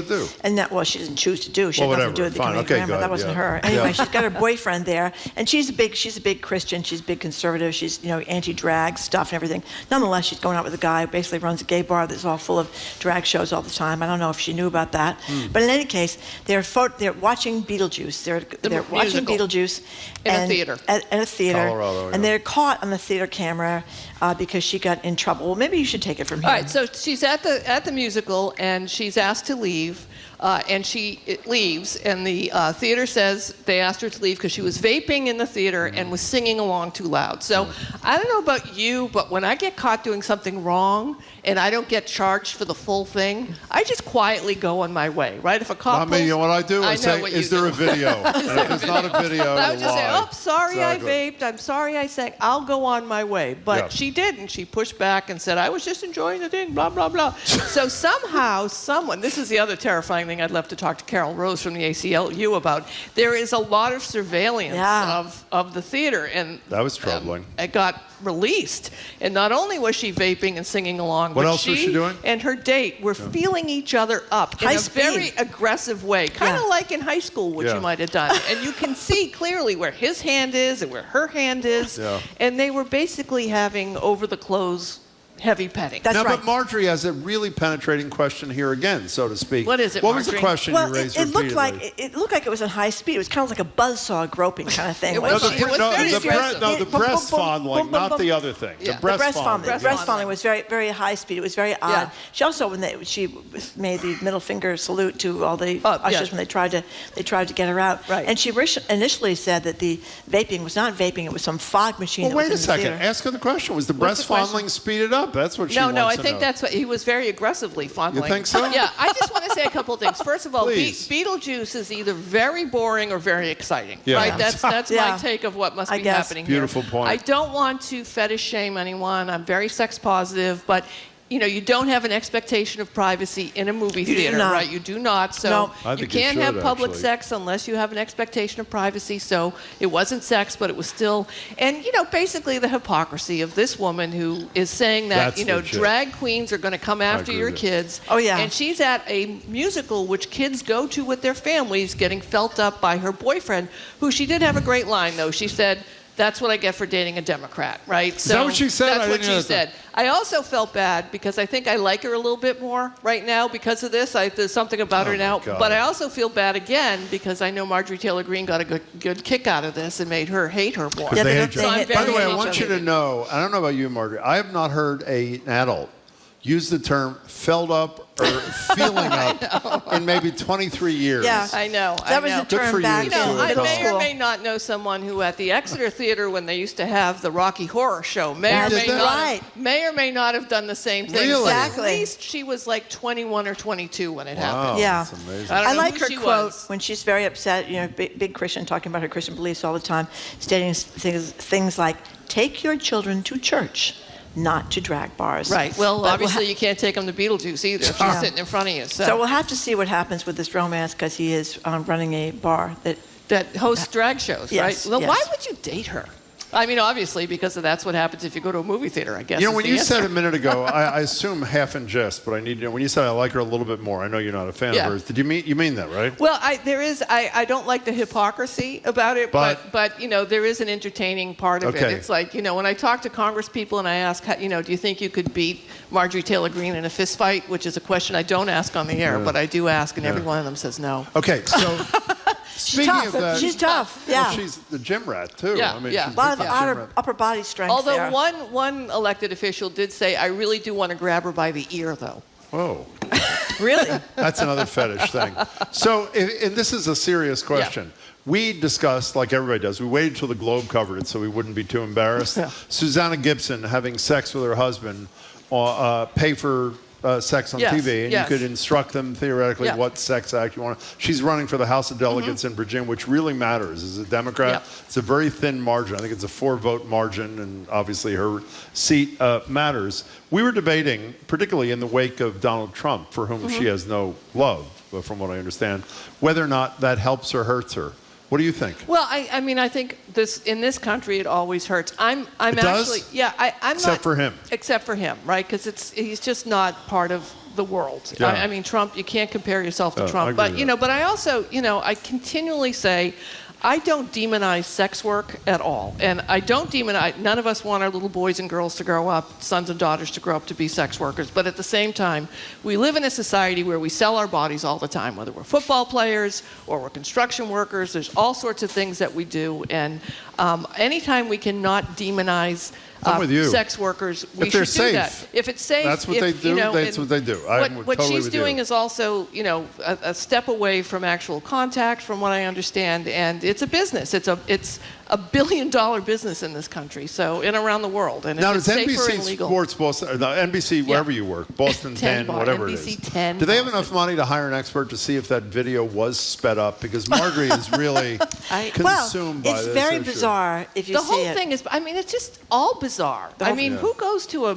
it's just Who goes to who what? goes to a Beetlejuice musical To grope with your families partner. on a date to grope each other? It's Yeah. just like I honestly. am Well, I would just say confused Lauren by it. Boebert and Mr. And whatever Mr. his name Drag was. Bar owner. Mr. Drag Bar Okay, Sue O'Connell, thank you very Thank much. you. Our We're media done with maven. her? I like media maven better than local woman. You do? Yeah. Well, I like local woman. I like local woman because it hurt my feelings. Yeah. It did. It did. Well, Yeah. remember we had this discussion? If I was chased by a coyote Yeah. and they said Jim Browdy, a local man, They didn't I'd even be say my appalled. name. They didn't even say my name. They It just should have said said local Sue woman. O'Connell from NBC. Yeah, they I should mean, have said what that. kind of clickbait is that? Yeah, that's Exactly. true. I don't That's even true. make the clickbait. I like the ones of Florida Man. Alex Beam, Yeah. columnist of Boston Globe, wrote a very kind of funny column one day about when there's some bizarre, crazy thing It's that always a happens. Florida Why man. is it always Florida Man? It's always a Florida man. Florida man attacked 17 alligators. Florida man eaten by 17 alligators. Well, I mean, the there's always some alligators. weird chases him down the street alligators. It's always a Florida man. Yeah. Florida man, high-speed fondling at the theater with his congresswoman It'd be funny if we find out girlfriend. he's from Florida. Exactly. That would be funny. That's right. Nice to Maybe see you, it's Sue good to see O'Connell. you. Let's hear for Sue We're speaking with O'Connell. our media maven and local woman, Sue O'Connell, co-publisher of Bay Windows and South End News, co-host of NBC 10 Boston's At Issue every Sunday at 11:30 following Meet the Press, which we just kind of trashed earlier in the show, but that's okay. Up next, it is Climate Week. We're going to talk to David Cash, Administrator of the New England EPA, and Shalonda Baker. She is the Director of the Office of Economic Impact and Diversity at the U.S. Department of Energy about climate change, combating climate change, and promoting energy justice and climate justice.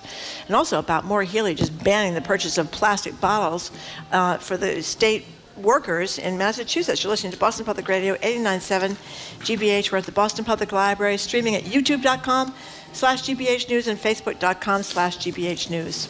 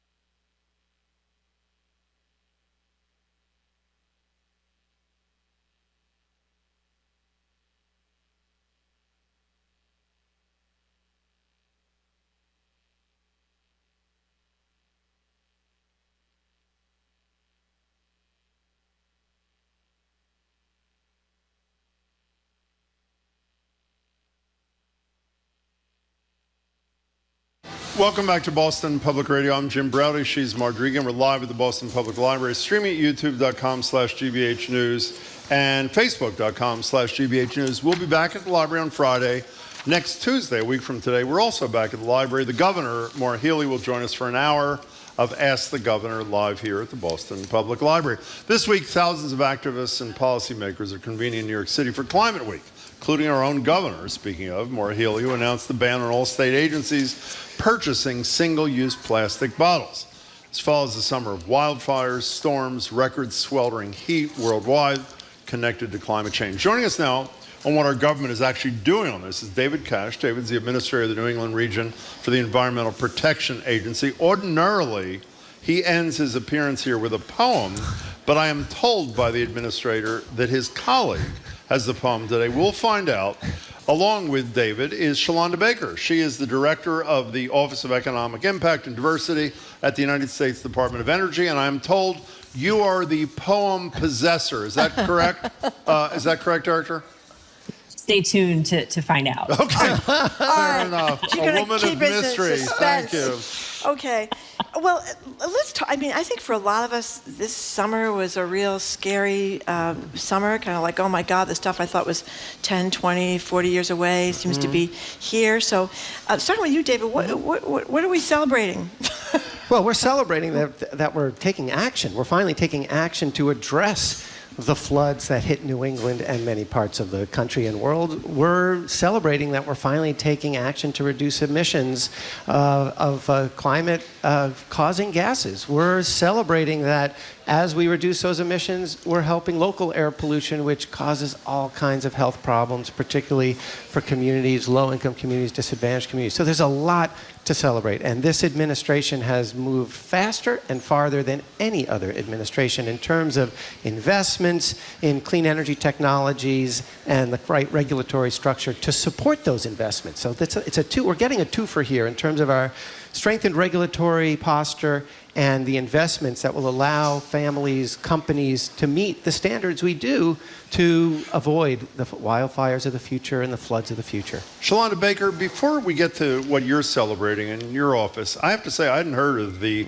Office of Economic Impact and Diversity at the DOE until we knew you were coming. What's the mission? What do you do there? Sure.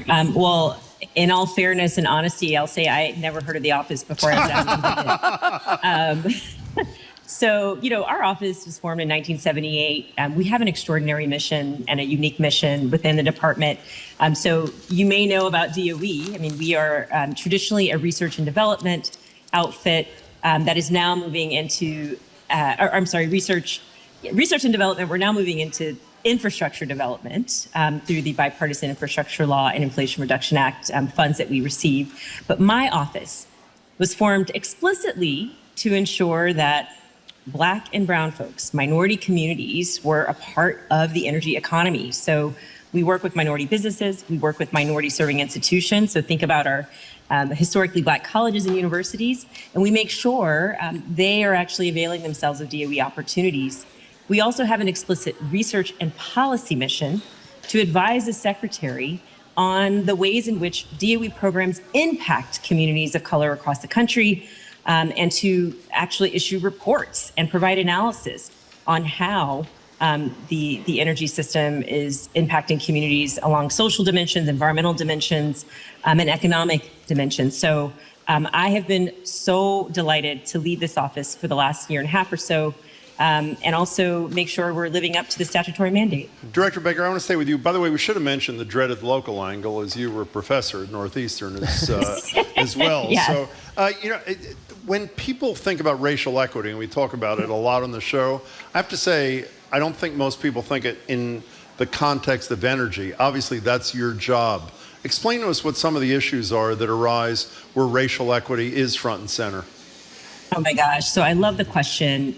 As a professor at Northeastern and as a law professor for the last 12 or so years, I focused on examining and exploring the ways in which the energy system impacted low-income communities, communities at the margins, so indigenous communities, communities of color in this country, and really arguing that energy policy was the next domain to advance civil rights. And so what do I mean by that?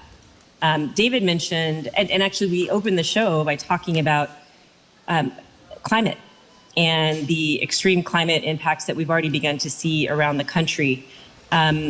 We know that from an energy consumption standpoint, around 1 in 3 American households experiences energy insecurity. And what is energy insecurity? That's making the difficult choice about whether to heat or cool your home or to eat. So let's imagine what we experienced this summer, extreme heat in Boston even, right?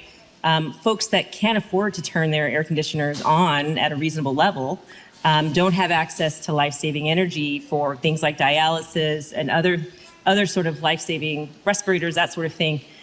So energy insecurity and energy poverty, so lack of access to energy, are things that are endemic around this country. And when we drill down on the numbers and we look at the socioeconomic aspects of this, we know that obviously low-income communities and households are experiencing energy insecurity at higher rates, but Black households experience energy insecurity at a rate of 52.2%.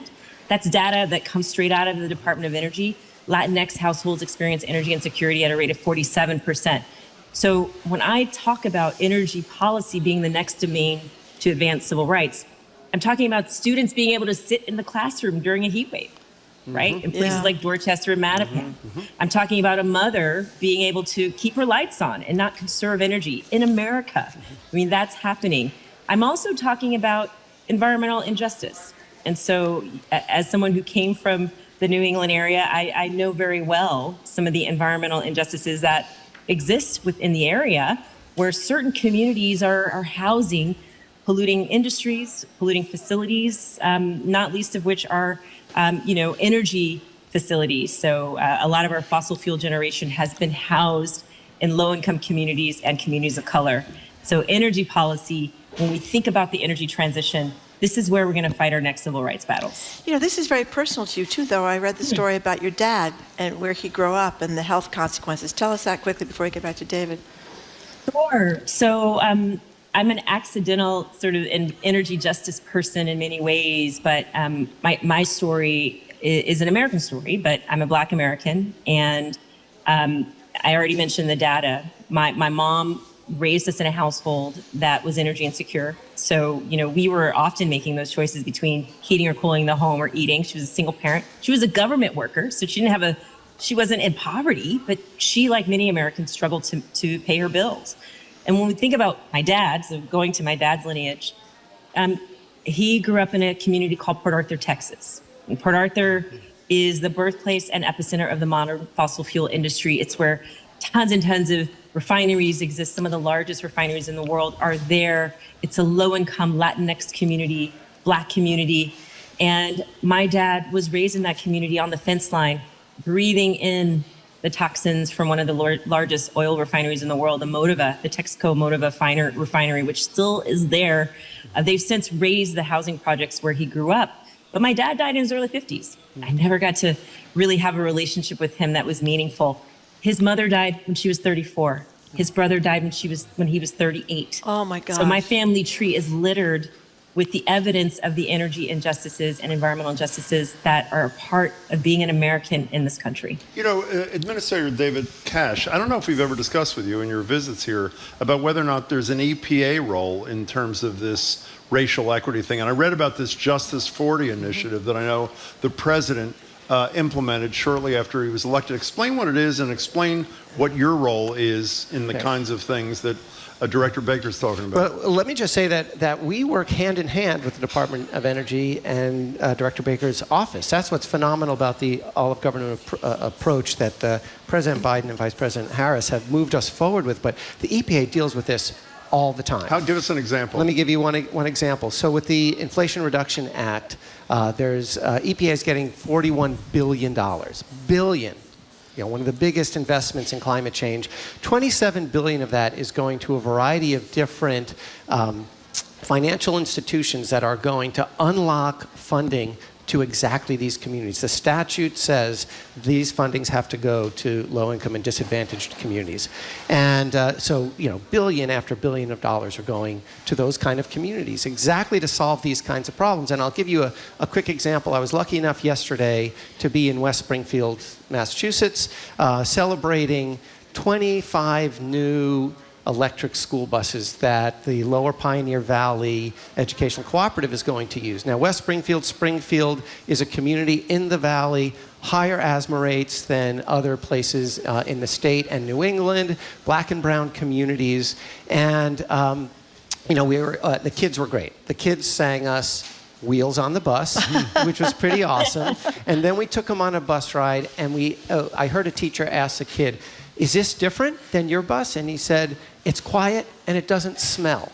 Yeah. So what this means is that parents can stand on the corner with their kids and not worry that the kids are breathing in these horrible fumes. And the funds are going to preferentially to these communities that have had the most burdens of local air pollution, exactly the kind of communities that Director Baker was just talking about. We're talking to David Cash, who's the administrator of the New England region of the EPA, and Shalonda Baker, who's the director of the Office of Economic Impact and Diversity at the United States Department of Energy. You know, a while back I've talked about it a lot. I read a story, I think it was in the New York Times, talking about how while the politics around climate, the disaster kind of fraught, a lot of denialism, the economics are making it so that people that maybe not even clear where the climate change is from are thinking, well, you can make money now in solar and wind. But I do worry a lot about, as we go into these climate talks, that so many people don't want to get rid of fossil fuels, and so many people still believe that climate change is, and you look at President Trump, or former President Trump, leading the Republican Party, he calls climate change a hoax. So does the other guy. Republicans, a lot of Republicans aren't on board. So I wonder about the politics despite the economics. I mean, it's a challenge. It always has been a challenge, but the economics are in our favor. We're seeing it time and time again. I think I quizzed you last time I was here, which state has the most wind and is growing the quickest in terms of wind? Texas? It was Texas, Yeah. exactly. Yeah. Texas wants jobs. They want the mechanics. They want the industry there that are going to manufacture these things. So the tide is changing there, and the tide is changing. And we're seeing this everywhere. We're seeing the protests in New York. My daughter's down in New York, texted me a picture of at her protest because, of course, she's not happy that we're not moving fast enough for her, right? She's going to inherit this. My other daughter will inherit it. Our kids are inheriting Well, you know what I think part of the problem is, David Cash, is I think that you guys, and our job as media people too, to do public education, I think we fall short. I'll give you an example. Maybe it's just me. Bill McKibben is with us every month on the show. A couple of months ago, I said to Bill, one of the problems is with solar and wind, which he was talking about ad nauseum, is it's so expensive that that's the bottom line. It's the economy, stupid. And of course, he corrected me and said, not only are the prices dropping for solar and wind precipitously, in much of the country, it's cheaper than. I didn't know that. I'm not a dope. And so the question, do you think you're fulfilling that part of your We need to mission? be doing it more. We need to be doing it more. That's why I was in West Springfield yesterday. That's why Director Baker's boss, Secretary Granholm, is all over the country. And what does she say her favorite four-letter word is? What is it? Jobs. Oh. Jobs, jobs, jobs, jobs. All of these kind of programs that we're talking about are about jobs. And so many of them are local jobs. Exactly the kind of communities that we're talking about. Go ahead. Just jump in here because I want to just kind of push a little bit on the assumption that climate denialism is rampant and pervasive in this country. We know that there are Republicans that believe in climate change. I mean, I think the economics are going to become indisputable, and we have the Inflation Reduction Act, which is really creating those tax incentives for traditional industry players to actually be a part of this climate change moment, this energy transition. But when you talk about a community member that has experienced the extreme heat that we had this summer, that has experienced the heat dome over the Midwest, that has experienced hurricane after hurricane after hurricane, they're not going to care sort of what the political affiliation is. They just want us to fix the problem. Yeah. They want us to make sure the energy system is resilient, that they're going to have the lights on, that they're going to have resilient and transportable and distributed power. And I think these are the things that get lost as we sort of move into the political discussion. I can guarantee you that when folks were bobbing around in the ocean during the devastating wildfires in Maui, no one was asking, are you a Republican or are you a Democrat? They were saying, how can we help? Because we are all on the same life raft, trying to survive this moment. Director Baker, let's direct the question to you about how we can help. The question for you is the extreme heat. how do you help? And I mean you and your agency. And then we'll go to you. How do you help, for example, in the floods? We learned in Leominster, the dams. We always talk about substandard bridges in this country and state. Dams are ready to go virtually everywhere. I think 2 of which went in Leominster, which led to this. Almost. So starting with the heat thing, what is DOE doing for people who don't have air conditioning or can't afford air conditioning? What is the federal government doing? Bad for the climate, too. Well, but what are they doing to stay cool, to ensure that people can stay cool and healthy? Maybe that's a better question. We started by talking about Justice 40, and I want to tie that to this broader kind of deep investment that we have. So David was talking about his billions. Let me talk about our billions. We have $100 billion in spending on climate at the Department of Energy. Every single dollar, nearly every single dollar, has to go through this equity lens and equity filter, which is to say we need to make sure the communities that have been left behind and the communities that have been overburdened in the past are served by that $100 billion. And that happens through the Justice 40 initiative. We have 8 policy priorities that we are driving that connect directly to this heat question, that connect directly to this access to renewable energy question.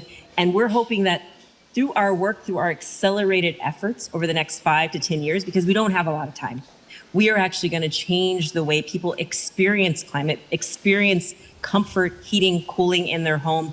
We have programs like energy rebates that allow for people to get energy saving appliances in their home.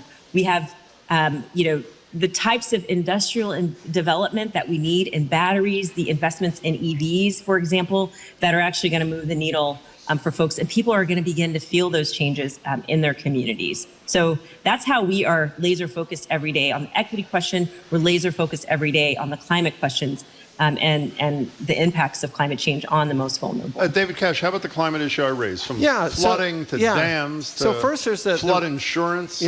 So first there's the response. And the day of the floods that happened in Vermont this summer, we already had teams that were moving up to Vermont because, of course, when you get floods like that, you get hazardous waste spills. And so cleanup is actually still ongoing. We still have folks in the field in Vermont. So there's the response that EPA, I forget how many hundreds of people are in Maui on the EPA team that went out there from all of the regions, not just the Region 9. That's the one out there. And then there's, in addition to the funds in the Bipartisan Infrastructure Law and the Inflation Reduction Act that's going to reduce emissions, there's billions going for resilience. So how do we build our wastewater treatment plants so if it is flooded, there won't be a problem? How do we assist a city like Boston and the state of Massachusetts on coastal resilience to sea level rise and to storm surges and those kinds of things? And particularly, just as the director was saying, how do we assure that those families who have been underserved are finally served by our investments to protect them in this worst of time? Because, of course, it's those communities that are hit first and worst when climate impacts happen. Marjorie mentioned the Republicans before, and Director Baker was talking about some of the Republicans a minute ago. Starting with you, David Cash, if a Republican were to be, whether it's Donald Trump or somebody else who's a climate change denier, how much of what was achieved through this major federal legislation, largest investment in climate change issues in the history of this country, how much could be undone by a next administration? That's a good question, and unfortunately, I don't understand legislatively and legally how many of these dollars are kind of locked in. How about you, Director Baker? Do you have an answer to that question? I tell you what, every day I'm focused on making sure we get these dollars out the door for communities. That's exactly right. Okay, so both of you said when we invited you that you both wanted to comment on whether Joe Biden is too old to run for president. Go ahead. Oh, no, you didn't do that. No, we used to do the water bottles before everybody. Quickly, because we got to get to the poem. Yeah, that's right. Because, why is it a good thing that Governor Healy has banned purchasing single-use water bottles? Because there are opportunities for drinking at the government meetings and stuff without having to. And what do we do instead? People are afraid to drink water out of the tap. They have their Britas. They generally should not be, especially in Boston. MWRA provides great drinking water for so many communities. By the way, that number in the Globe can't be right. There can't be only 100,000 bottles of water every year by state agencies. 100,000 bottles? I don't know. You're talking to a federal employee now. Okay. So, Shalonda Baker, baker, before you tell us what the poem is, could you explain how the poem responsibility shifted from Administrator Cash to Director Baker? We arm wrestled for it. And so you won? I was hoping she wasn't going to say I'm happy to be the keeper of the poem. Okay, so what are you going to share with us? going to share Langston Hughes' I Dream a World. Oh, great. Okay. I dream a world where man, no other man will scorn, where love will bless the earth, and peace its paths adorn. I dream a world where all will know sweet freedom's way, where greed no longer saps the soul, nor avarice blights our day. A world I dream where black or white, whatever race you be, will share the bounties of the earth, and every man is free, where wretchedness will hang its head, and joy, like a pearl, attends the needs of all mankind. Of such I dream my world. Wow.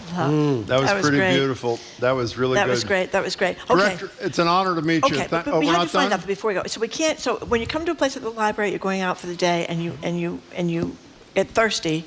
What are you supposed to do? You can't buy water bottle if you There can't buy are water bottle. fountains, and there's bring your own water bottle dispensers Yeah. all over. You bring your own bottle right there. You have your own container right there, I reusable. hid my water bottles down so David Cash wouldn't see them, which I bought over there to put in my container because people drink a lot of water and the water Gotta bottles are hydrate. convenient. So what's the solution? It's just, I mean, if you run out of water, what do you Carry do? around a bottle and fill it up. I thought he was going to say. There's what we're here. At Okay, Boston enough Public of this. Yeah. By the way, Governor's office confirmed to Jamie that the 100,000 number is right, which I really find hard to believe. As I started to say, Director Baker, we hope you come back. It was great having you. And Administrator much. Cash, thank you so much. We really appreciate you both. Thank you. We've been speaking Good with luck with your Shalonda work. Baker, the Director of the Office of Economic Impact and Diversity at the United States Department of Energy, and David Cash, the Administrator of the New England Environmental Protection Agency. Thank you both for coming in. Good to see you both. Okay, Thanks. coming up, switching gears here, a special Tuesday music performance at the Boston Public Library by Bitch. You're listening to Boston Public Radio, 89.7 GBH, broadcasting live at the Boston Public Library. We're about to hear some great music.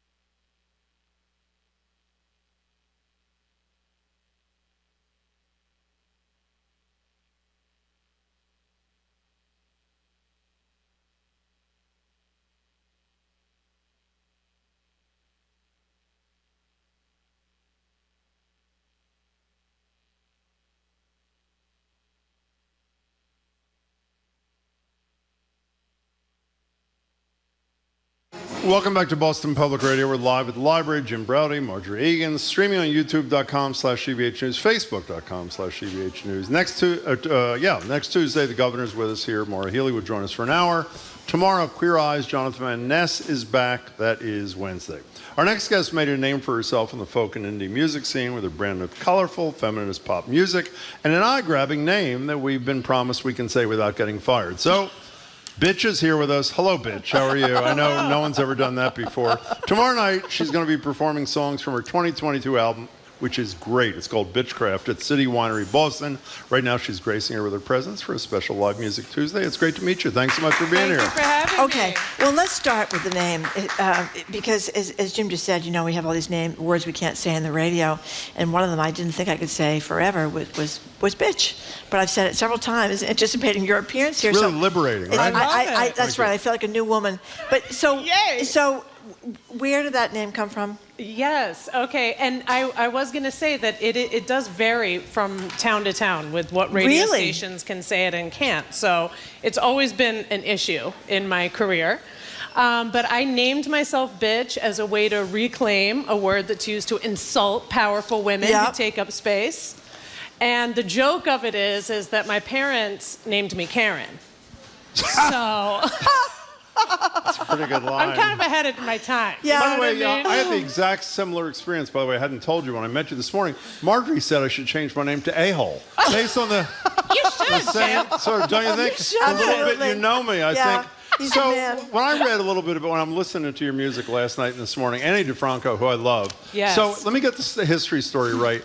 You're performing at a pizza joint in Provincetown. That's right. And Yes. one of her, was it Spiritus? Where was it? Okay, it was a little bit of an exaggeration. It was Boobala's across the street. Well, Boobala's Yeah, great same too. guy. Okay. Yeah, Jingle still owns both so of them. is that a true story? Is that Yep. like apocryphal? You're playing at a pizza joint? We played at Boobala's. We Yeah. did a free show once a week there. Okay. And this is when I was in Bitch and Animal. Yeah. And her merch person, Heidi, came to see us.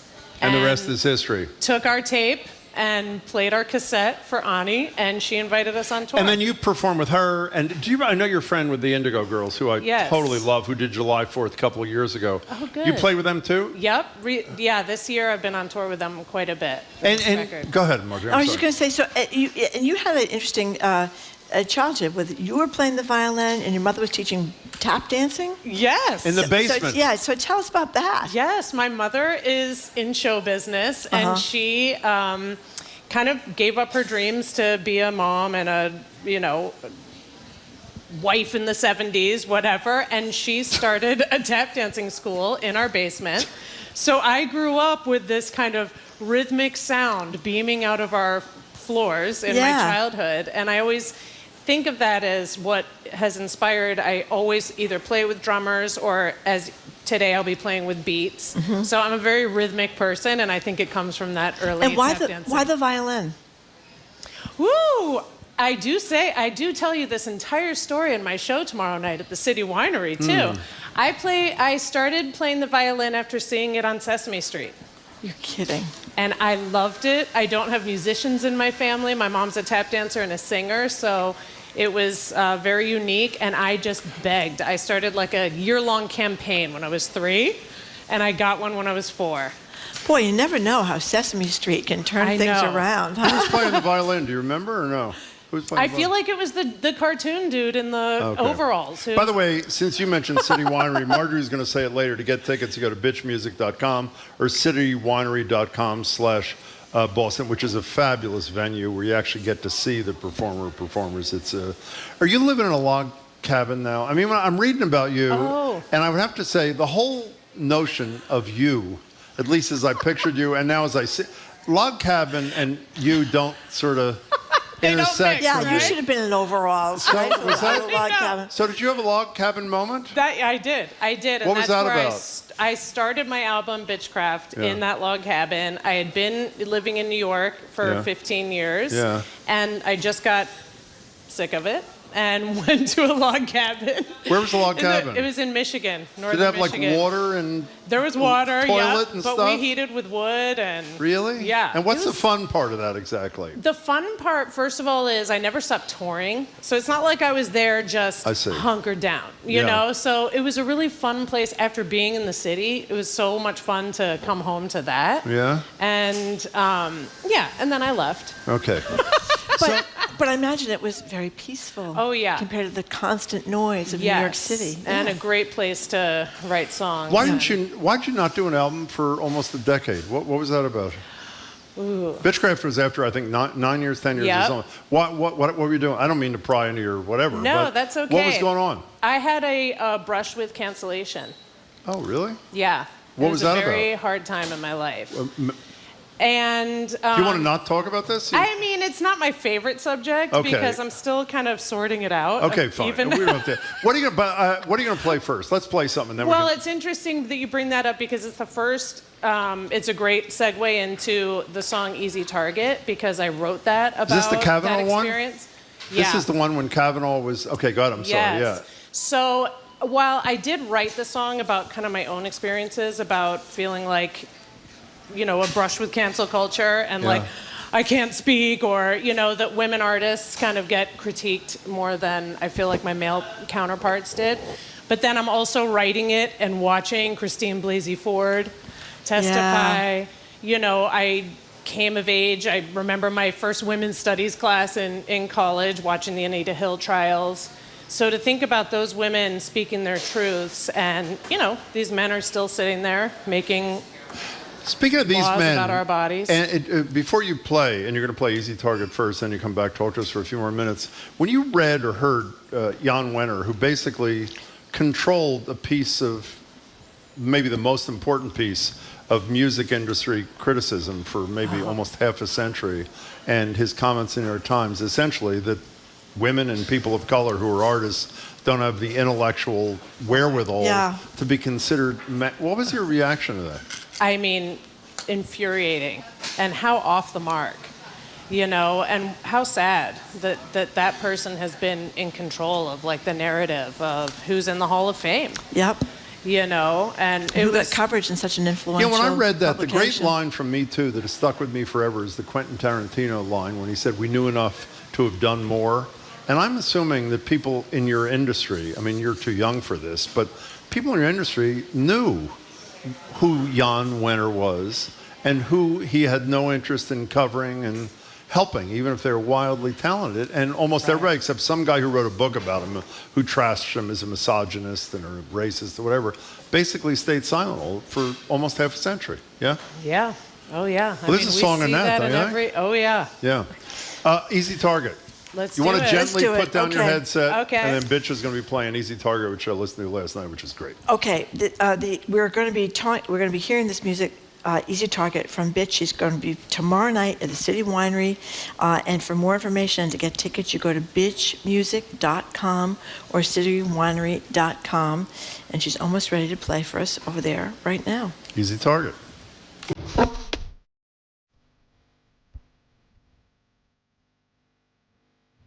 I can take a stand up here and take it like a man. Like chin and sin, it's all I'm made of, all I'm made in. Easy, I'm an easy target.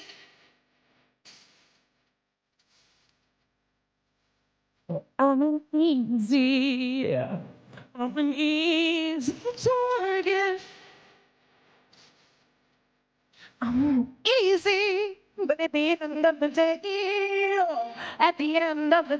I'm still proud. At the end of the day, I'm still proud.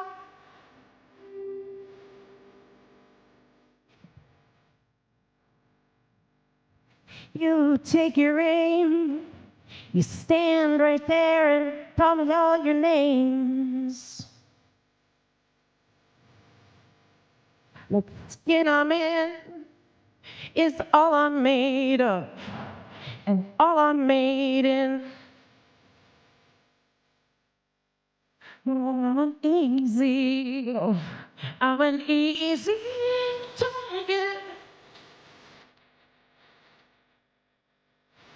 I'm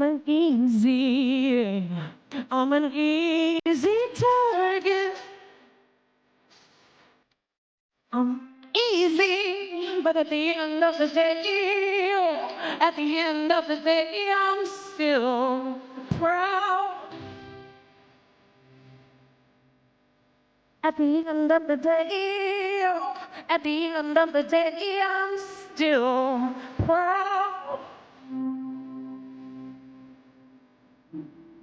And all that talk about how put a little bit my step instead of lifting you up. About how I walk, put a little bit my step instead of lifting you up. Just say, I know how the man always gets his way. I know how the man always gets his way. But I'm his way. At the end of the day, I'm still proud. At the end of the day, oh, at the end of the day, I'm still proud.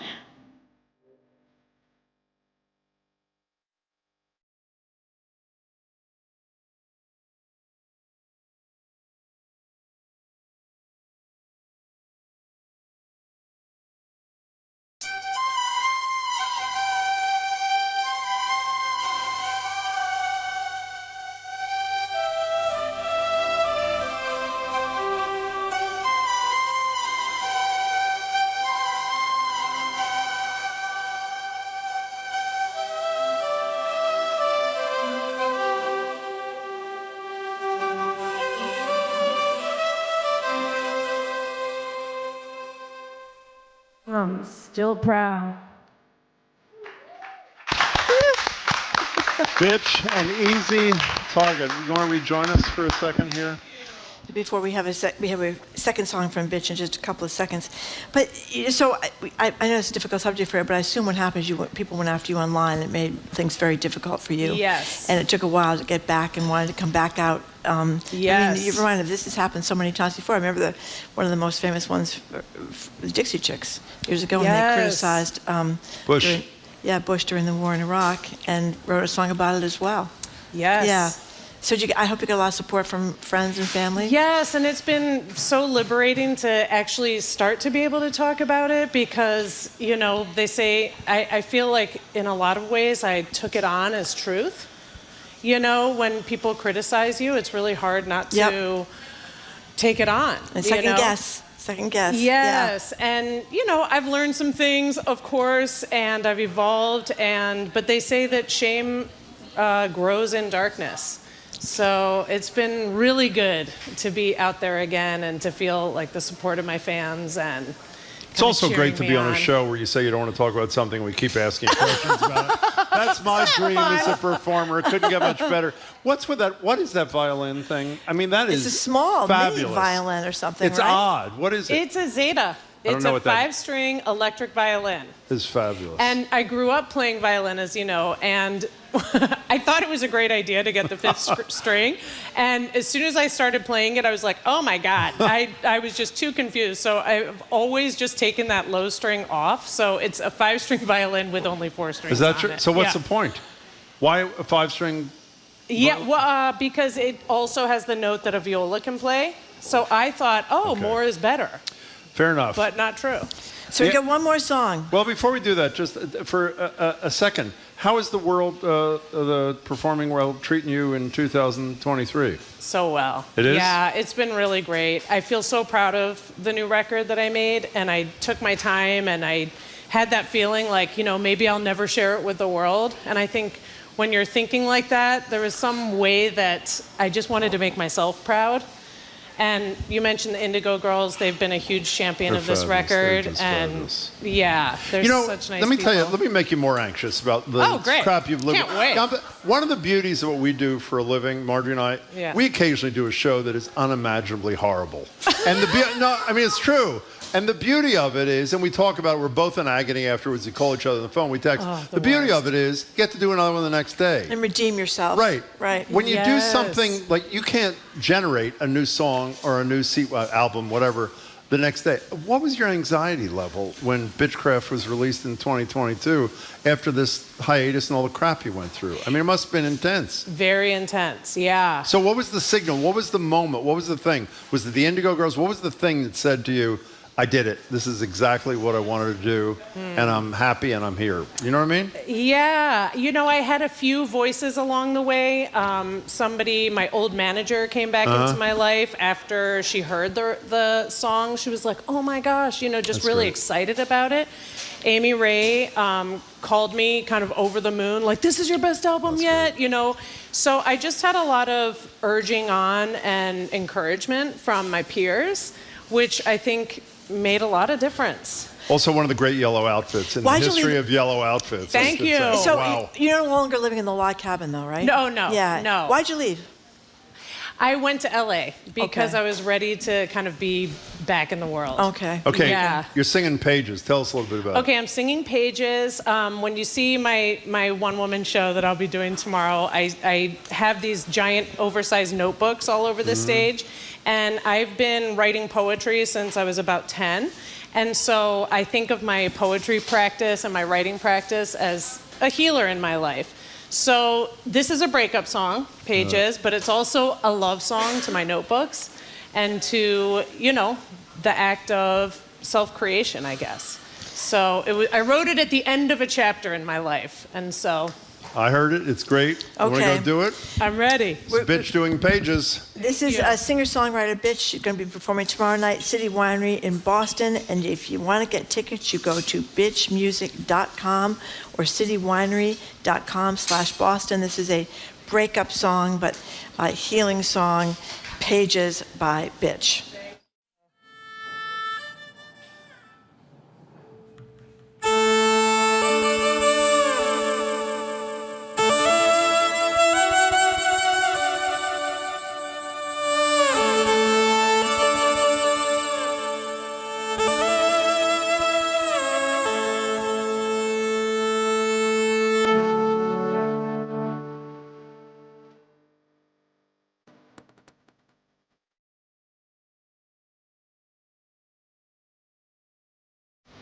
In the notebook of my life, this line is so painful to write. I never did dream I'd be without you tonight. That chapter, how it ended, my heart broke and it bended. The weight so great, pull it back out of place, and I probably won't ever mend it. And it's okay, I'm alright. I can't tell myself to keep it light. I'm fine. It's just time. I know that you will always be a permanent marker on me, and I'll always be searching for you.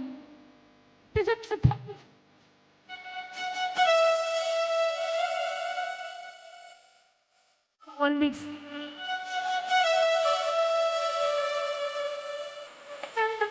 Is on the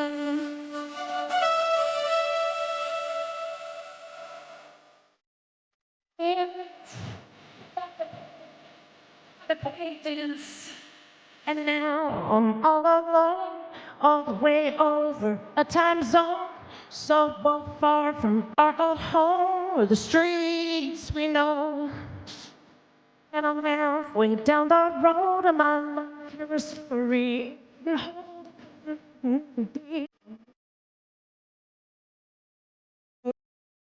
that's life, and okay, I'm alright. I can't tell myself to keep it light. I'm fine. Take your time. I know that you will never know, and you will always be on me. That it will always be something for you. It's a page.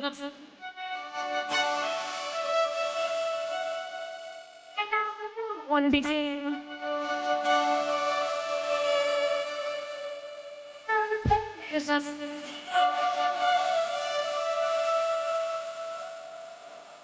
One big thing. Oh, to follow leaving you. That takes fun. I'm in the bunch of distance. I just was supposed to okay. We wrote the dirt as to where it said, I think you are the believer, and these are the pages. The pages of it.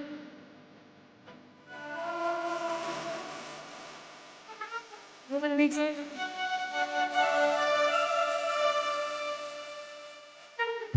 of it.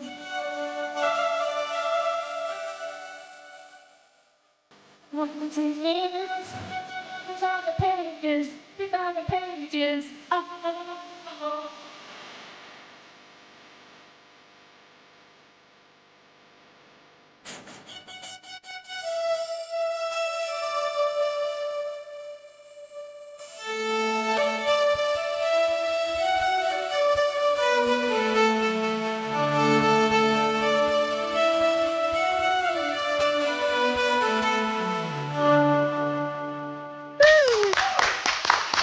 You've been speaking and listening to singer-songwriter Bitch. She'll be performing tomorrow night at City Winery in Boston as she makes her way around all of the United States. For more information, to get tickets, go to bitchmusic.com or citywinery.com/Boston. After a quick break, we're going to talk to CNN's John King about Trump's interview last Sunday on Meet the Press and a lot of other political news, including his tour around New Hampshire, getting voters' take on the issues of the day. You're listening to Boston Public Radio, 89.7 GBH, broadcasting live from the Boston Public Library.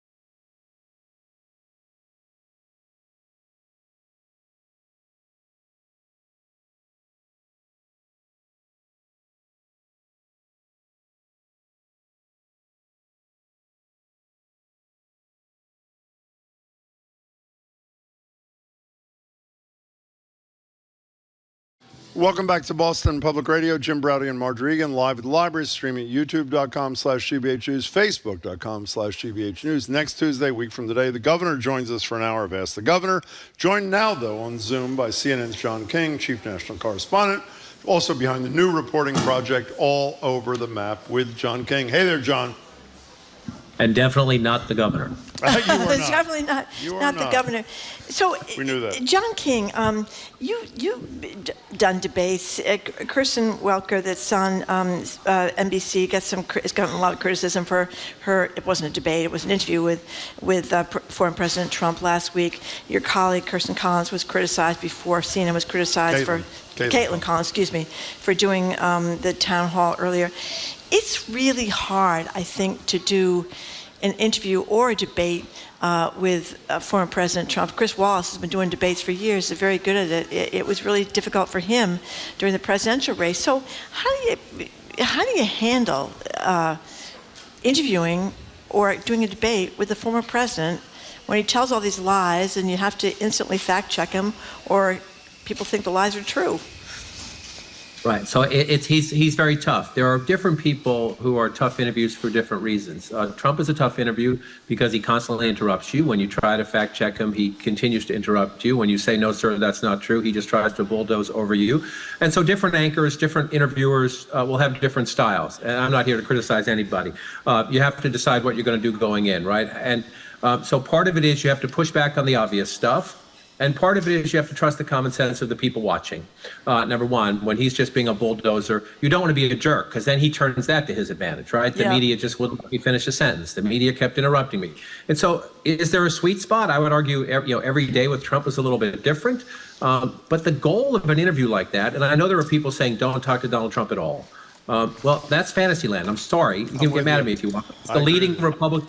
He's the leading Republican candidate for president of the United States. He has at least a 50% chance at this moment, long time ago, but as of this moment of being the next president of the United States, coming back into office, it is our job to cover him, to ask him questions, and then the consumer can decide. He was belligerent, he was cooperative, I liked his answer, I didn't like his answers. And then the news organizations, you do as much as you can in real time, Marjorie, and then you have to, after the interview, for the next several days, if it takes so, air segments on the fact checks, air segments on when he got it right, air segments on when he got it wrong, and let the common sense of the American voter, no matter where he or she lives, they'll figure it out eventually.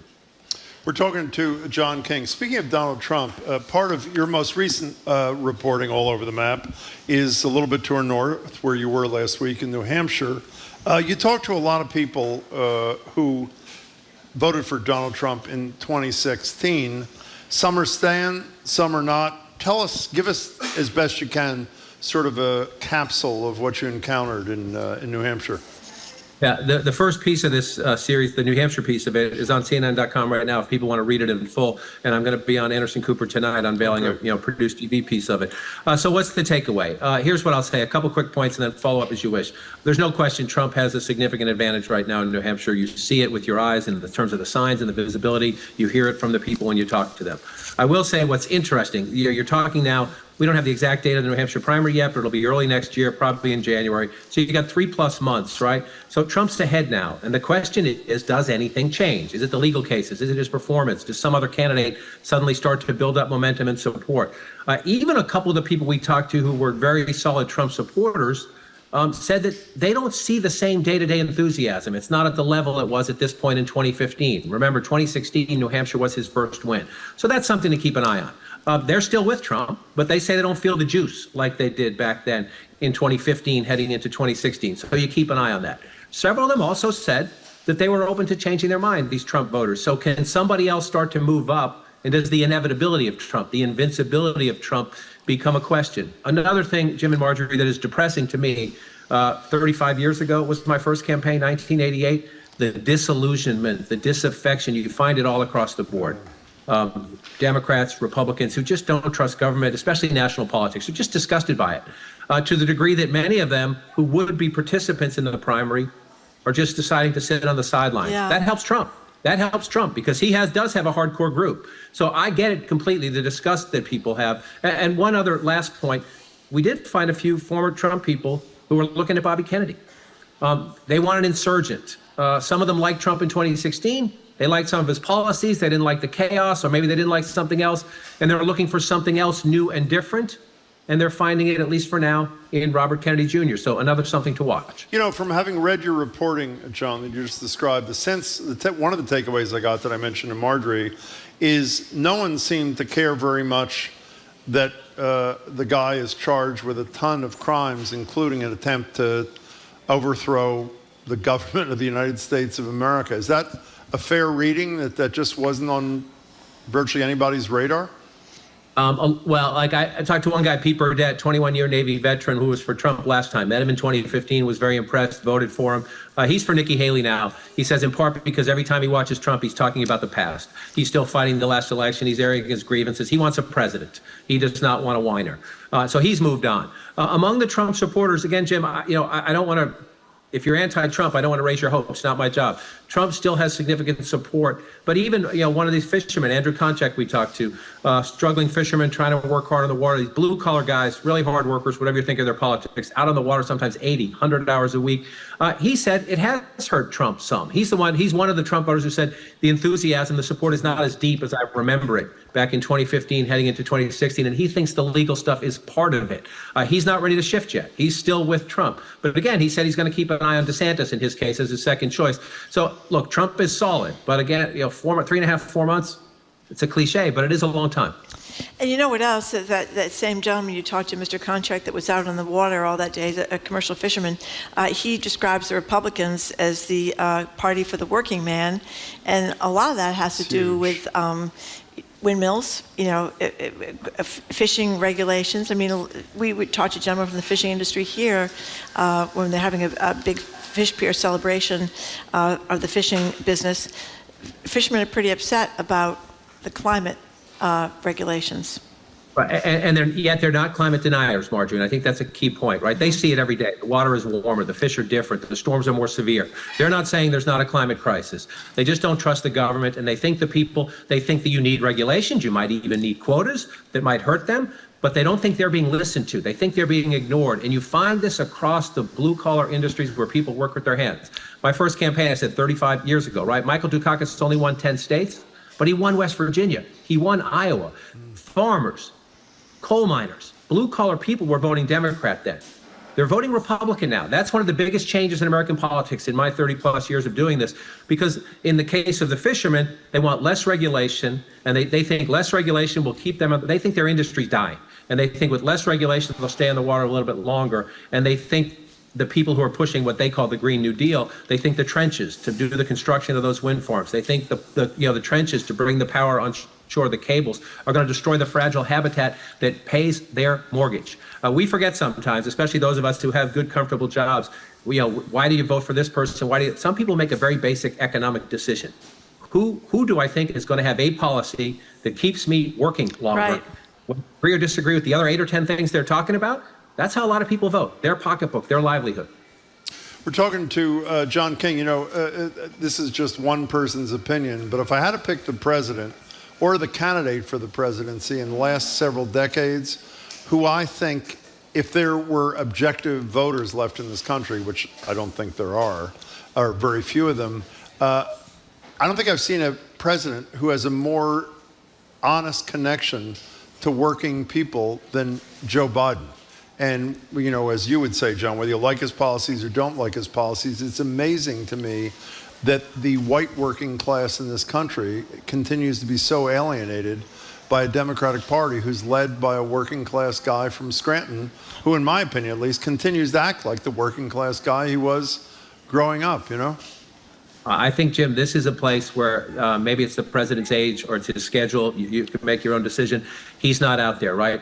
These people, everyone's still feeling inflation. Everyone is still feeling inflation. The White House does have a long list of wonderful economic statistics they can cite, but take these fishermen again. They're paying more for fuel. They're paying more for bait. They're paying more for other things. So they're getting inflation on both ends. They get it to do their job, and then just like everybody else, they get it when they fill up their truck or they go to the grocery store, right? And so, the numbers in many cases are getting better, but Joe Biden is not out there every day. I think his lack of visibility with these blue-collar workers, a lot of them were drifting anyway. This has been a hard challenge for the Democrats over the last 20 years or so. But his lack of visibility, being out there, the I'm on your side bit, right, that Bill Clinton did so well, you're right. Joe Biden has a pretty good record. If you're a union guy, Joe Biden has a good record. The numbers are starting to move some. But part of it is every individual has a different perception based on their bottom line right now. And he's not out there all the time patting him on the back, the empathy thing, saying, what else do you need? I got you. Well, the other thing that we've heard a lot of people talking and expressing their concern about Joe Biden's age and whether he should run for another term because they don't think he's a robust kind of guy. Now you're hearing more publicly concern about Kamala Harris, the vice president, who's not very popular either. Nancy Pelosi wasn't sure if she was the best person to be on the ticket with him. We asked back here our own Senator Elizabeth Warren if she... Well, we didn't ask. You asked. I and asked it made her, national news. And she kind of hemmed and hawed and hesitated. She went back and corrected it later on. But that's the big difference. Elizabeth Warren, in a nanosecond, whether you buy the reversal, the next day put out a statement saying she fully supports Kamala Harris. Nancy Pelosi, to my knowledge, didn't do any such thing. She's a pretty intentional kind of person. And when someone of Pelosi's stature makes those kind of comments, it seems to me she probably is not just speaking for herself. Well, a lot of people thought correctly, I think, that Sarah Palin hurt John McCain, and you wonder whether, with the age thing, and John McCain was also older and had a lot of health issues, cancer, et cetera, if Kamala Harris is going to hurt Joe Biden. I think that, look, the Republicans are going to run against Vice President Harris almost as much as they run against President Biden, because they're going to raise that possibility. If he's elected, can he finish a term, right? Do you want her to be your president? So as I've said this before, look, we're having this conversation in September of the odd-numbered year. Right. There's no primaries until early next year, so there are a lot of political reporters writing these think pieces, and I'm not saying they're not well reported. The test is what happens when people get closer to a poll, when an election booth, when they actually have to cast a vote, right? So Harris has a great opportunity, right? There's a trap door there too, but she has a great opportunity to prove herself that I have grown in the job. Whatever you thought about me a year ago or 2 years ago, take a new look. Right? That's her challenge. Can she meet it? The president, I'm having this conversation to Jim's point he just made that, where's the president out there with these blue collar workers, being out there on the front lines? He's not right now. He simply isn't. Will he be? As we get into the winter months and the primaries and the spring and beyond, he has a chance as well. But sometimes political views start to harden. Exactly. And so, look, we live in a very competitive country. History tells us, and I don't know if history applies anymore, but history tells us, somewhere around Easter of next year, that's when voter sentiment the cement starts to harden a bit. So all the candidates, Democrats and Republicans, independents, they have time still. If you're struggling, you have time to fix things. You have time to do better at what you're good at, and you have time to deal with your weaknesses. But I would argue in both the case of the president and the vice president, yes, those doubts are coming from Democrats. They're not made up. They're not fake. Some people think it's a higher issue, bigger problem. Some people think it's a medium problem. But my test always is, do they grow? And I think that the vice president's going to have a giant role in this campaign. If the president himself can't be as active as he would like to be, whether it's because of the job or his age, she's going to have to be everywhere. She's going to have to be reaching out to the suburban constituencies, to the black constituencies. Can she rise to the challenge? It's a good, fair, and a big question. You know, John, I would always defer to you in terms of political judgment, but I won't on this thing about the issue of people generally really lock in, as you said, about Easter or something like that. The difference that seems to be on the age thing, and by the way, every time we bring it up with you or anybody else, we get angry email or text from Biden supporters. It's not just Fox News that's talking about this everywhere. I mean, the generic Democrats. Fox News. No, it's also mainstream newspapers. There's almost not a day, or CNN, every single day, there's another angle on the age issue. And it seems to me, I understand on one hand, I assume his advisors are suggesting stay where you are because we don't want to feed this. And I guess they're worried about him.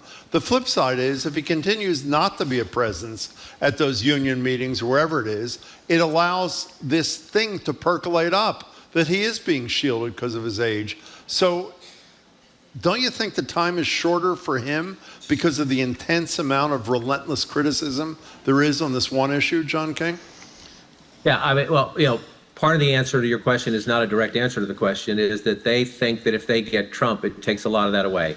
That people are, that the key constituencies, I understand that. Democrats hate Trump, therefore they'll turn out to vote against Trump even if they have doubts about Biden. The suburbs don't like Trump, so they'll turn out for Biden even if they have doubts about Biden. That's part of their calculation, and let's see if they're right about that. But I do think, to your other point, Jim, that the president at a closed-door fundraiser, so you'll never see this on camera, has been, the other night, tested the line about his experience, right? Everyone's making fun of my age. Well, it's my age that gave me the experience to help the economy out of the COVID pandemic. It's my age that gives me the experience to keep the coalition together against Ukraine. Okay.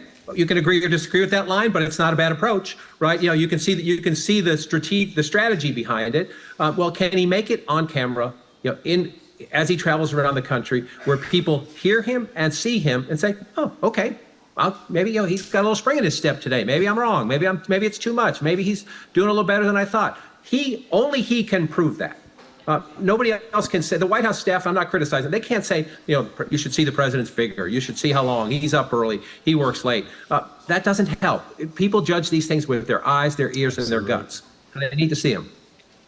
John King, thank you very much. I hope you enjoyed yourself up in New Hampshire. At least you're in the I'm loving the road. I am learning so much. I got a long way to go, but it's been fantastic. It's just great to get out and meet people and see America. You said Anderson Cooper tonight happens to be our favorite show on CNN. He's very good. Say that, Yep. of course. But you'll be on with Anderson Cooper tonight at 8 o'clock. Yes, sir. And your piece about New Hampshire is on the CNN website. The written pieces on the website. Yes. I get to write and produce television. I know. They're making me work for I said to They're really myself, making me work for a living. So I John got to King go. has not forgotten how to write a lead from his days at the Associated Press. We like that very much. The great anecdote about this Andrew Konchak guy. Great. So, it's a great piece. You'll notice, Marjorie, I ended up in a brew pub. Yeah. Total Oh, what was the place called? Liquid. What was it called? Liquid Therapy. Liquid What a great Therapy. name for a brew pub. I love that. The beer's fantastic, folks. The beer is it's not a partisan statement. The beer's great. Yeah, that John, was a good to great see name you. for a We'll bar. talk to you next Liquid week, John Therapy. King. Thank you, John Good guy. King. Be well. We're speaking with CNN's John King, Chief National Correspondent behind the new reporting project All Over the Map with John King. And this one focuses on New Hampshire, talks to a lot of men in the fishing industry and women. And it's a good read to be tonight, as Jim just said, on Anderson Cooper Show, 8 o'clock, CNN. Okay, coming up. Governor Healy announced this week a ban on state agencies buying those single-use plastic water bottles. We're opening the text and phone lines at 877-301-8970. Are you done with plastic water bottles? Are you secretly still buying them, even though tap water is better for the environment? What do you do when you step out for the day? Do you have a bunch of bottles with caps on them that you fill up in your tap and take with you, or you're out of your Brita shaker? Or how do you live without plastic water bottles now that we're all so obsessed with the environment and obsessed with drinking a lot of water and a lot of electrolytes? You're listening to Boston Public Radio, 89.7 GBH, broadcasting live from the Boston Public Library.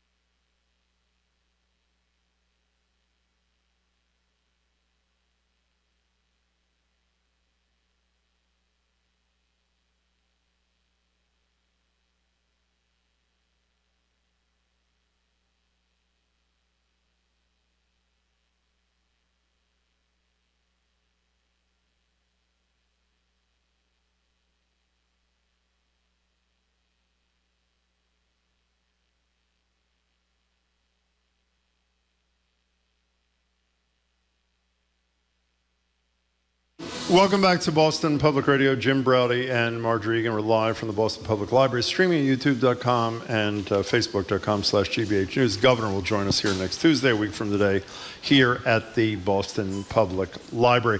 Yesterday, Governor Healy took a stand against plastic bottles, announcing a ban on state agencies' ability to purchase them. That's water bottles, soda bottles, seltzer, you name it. Any of those bottles that aren't meant to be washed and used again. Reports say that's going to cut down 100,000 of these bottles a year, a fraction of the 3.4 billion plastic bottles we buy annually here in Massachusetts. Bottles made with fossil fuels with a high carbon footprint compared to tap water and most likely not going to get recycled. So I have a bunch of questions for you. Should the ban be extended statewide to all 3.4 billion plastic bottle purchases? By the way, we need the legislature for that. Will the move inspire other would-be bottle buyers to take pause? What's your relationship with plastic bottles? Can you give them up? Can you quit them? Are you a buy them by the crate type of person? Or maybe you're someone who bought an expensive reusable bottle and it's collecting dust while your car is full of empty Polar Seltzer bottles. You know, we talk a lot, Marjorie, about personal action when it comes to climate change. Certainly a convenience associated with plastic bottles. But are you willing to leave them in the past in the name of saving the planet? 877-301-8970. You were asking the EPA Administrator, David Cash, a lot of questions about the alternative. You practice the alternative. Yeah, but you have a reusable bottle right there. I do. I have a reusable bottle, my little plastic straw, but I bought a water bottle here this morning to So fill it why up don't you with. just take that in the bathroom and fill the damn bottle with water? Well, you know, because I'm suspicious of the tap water, and I think a lot of people are You're suspicious. not. I am. Even How though many he says, people have suffered from Boston tap water in the last 30 years? I don't know. I'm None? suspicious. Well, why does everybody have Brita containers? Why do people have filters on their faucets? What's that about? Why do people take you have one of vitamin those? supplements when they don't work? Well, some people. Well, Why do you use Sudafed when that doesn't work? Well, people thought Sudafed did work. Of course, that's a good point. I shouldn't have said that. They did think it worked, but you know, here's what's really distressing when you read these stories. Jamie just typed us a note, said something about bathroom sink water that isn't that appetizing. Exactly. I shouldn't have said that. But if you handed a bottle to one of Yeah. our friends at the Newsfeed Cafe, they'd fill up the damn bottle for you, the reusable bottle. They'd be happy to do Will that. they be going in the bathroom to fill it up too? No, they wouldn't. They have sinks. 877 I don't see any sinks over there. Are there sinks over there?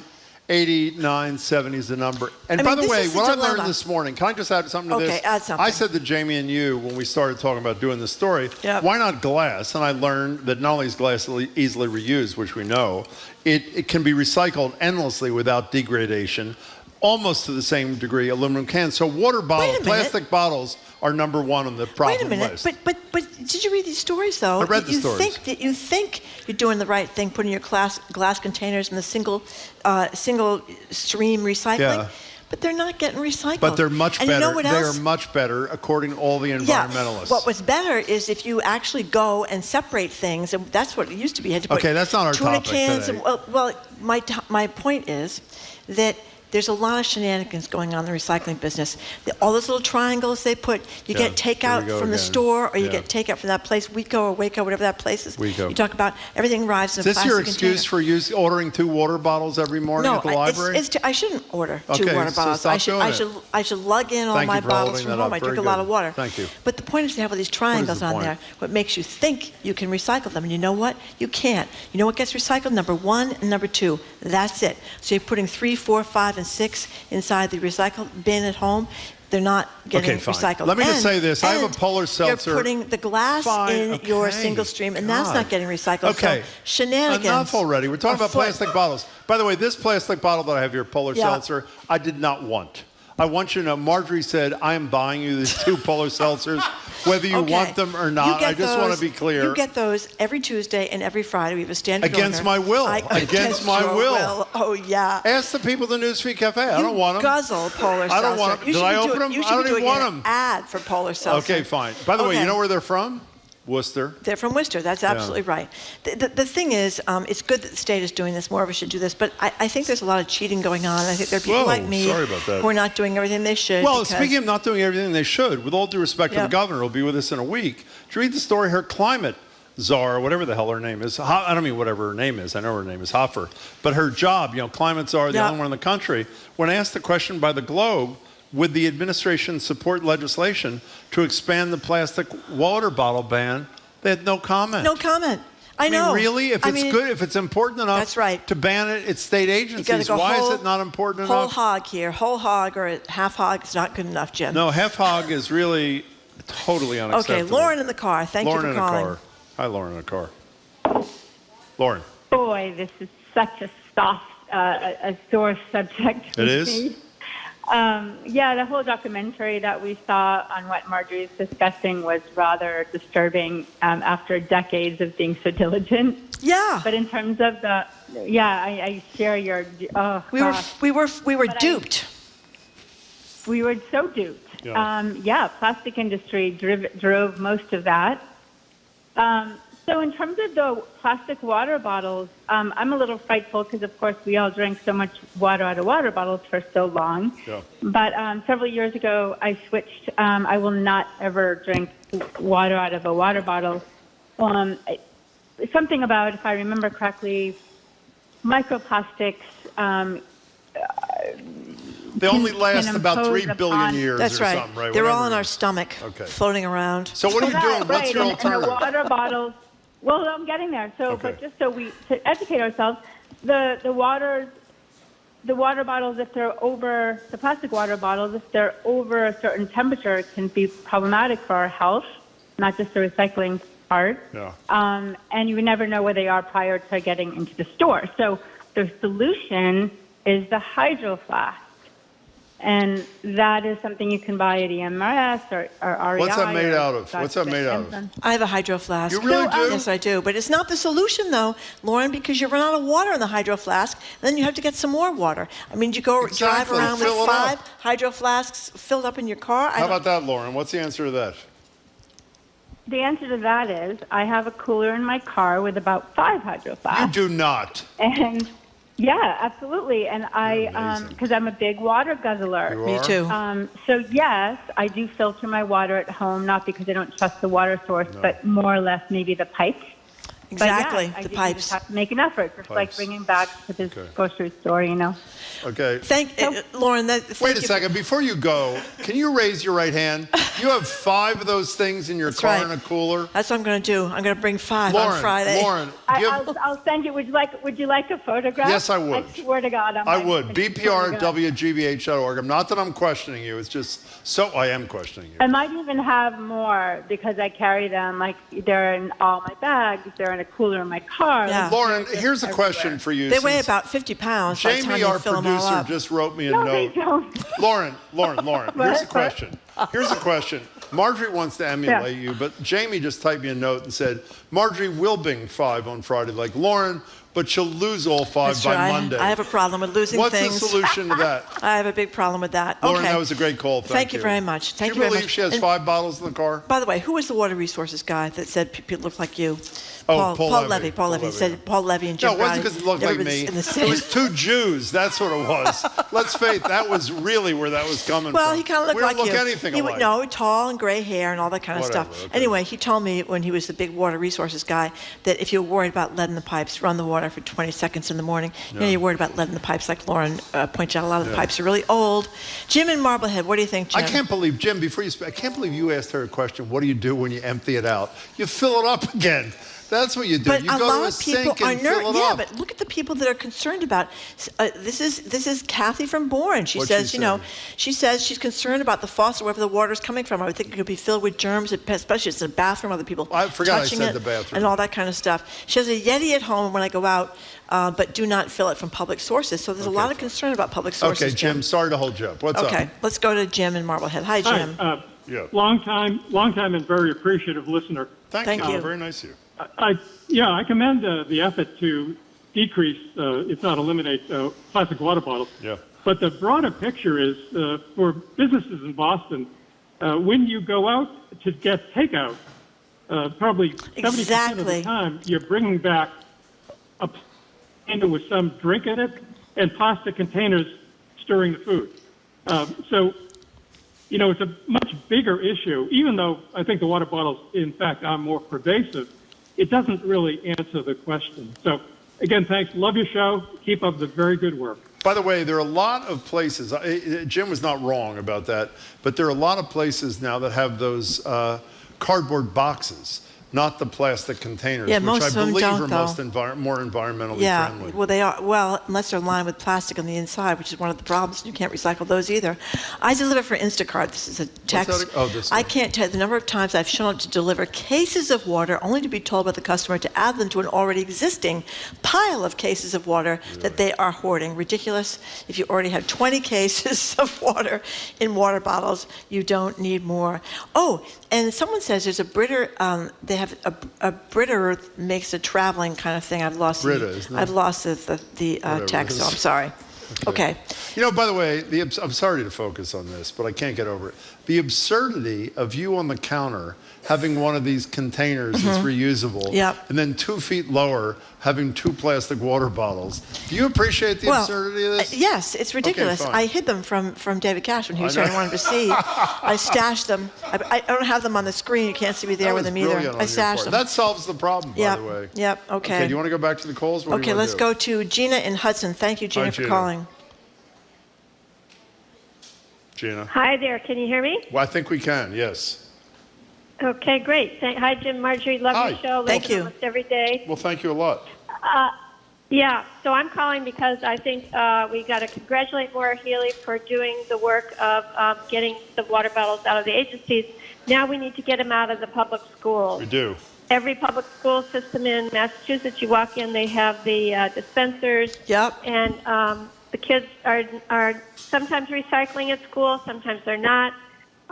You know, if they have an environmental club, maybe those kids step up. So we need to get them out of the public schools. You know, but Gina, one of the things is, remember, a lot of the water in the public schools wasn't drinkable.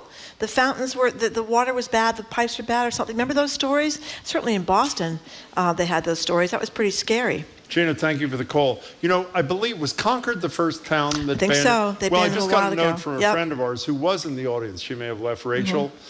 Provincetown has not allowed single-serve containers for liquids for a couple of years. So what do you think of that?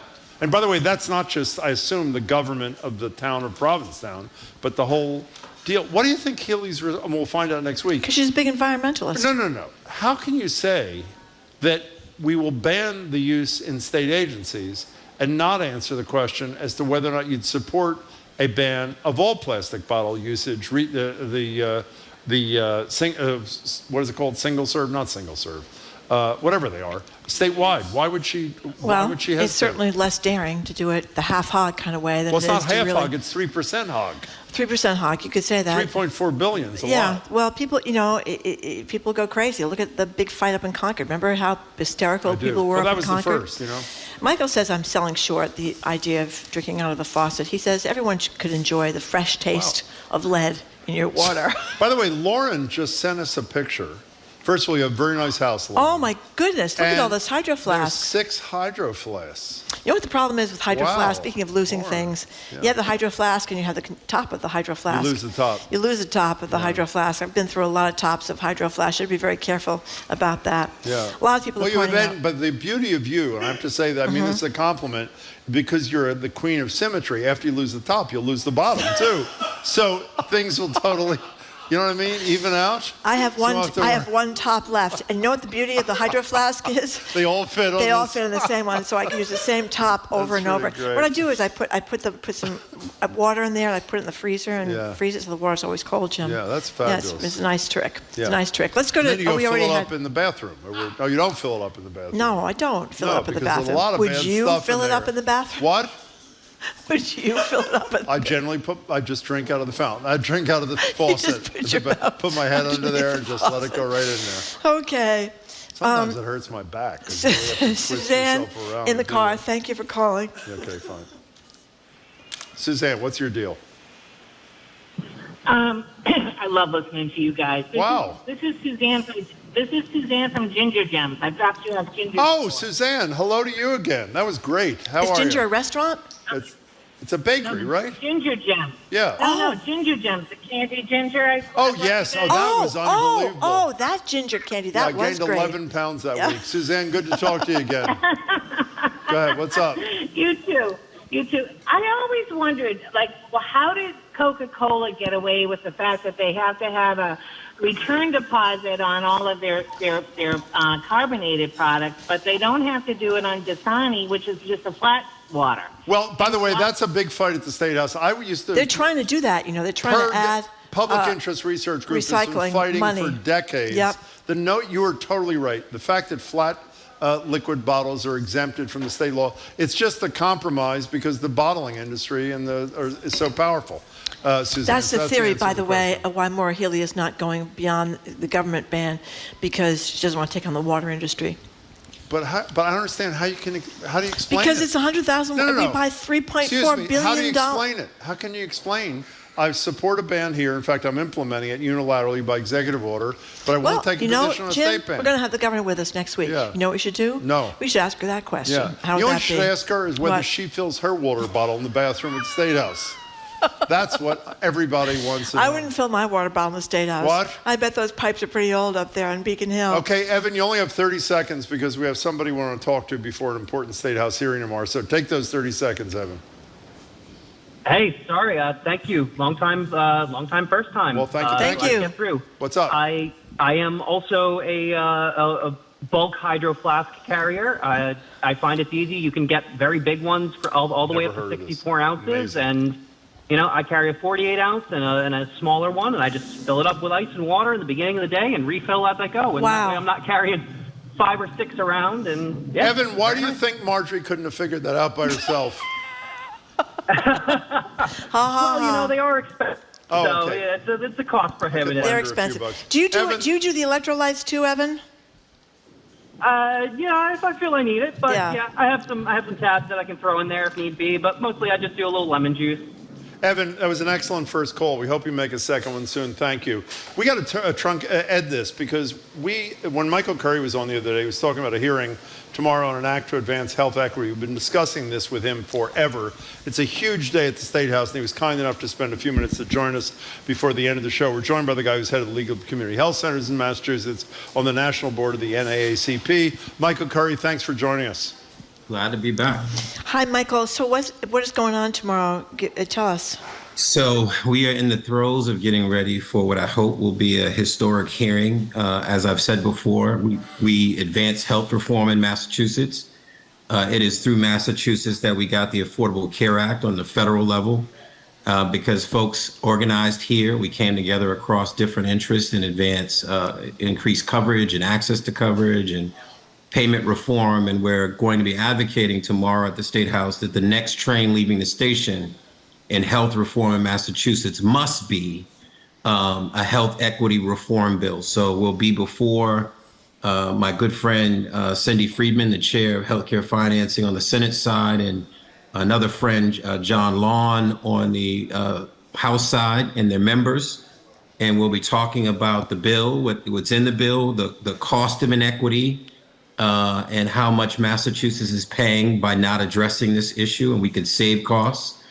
And we'll be talking about 26 signers, I should say, signed on to the bill in a building with 200 legislators. So the goal will be to push that number up so that this bill gets passed sometime this legislative session. And so just to understand, my understanding is you have a rally outside at 8:30 that you're urging people to attend, and the hearing itself in Gardner Auditorium, which is open to the public, starts at 10 o'clock tomorrow morning. Am I right on both counts?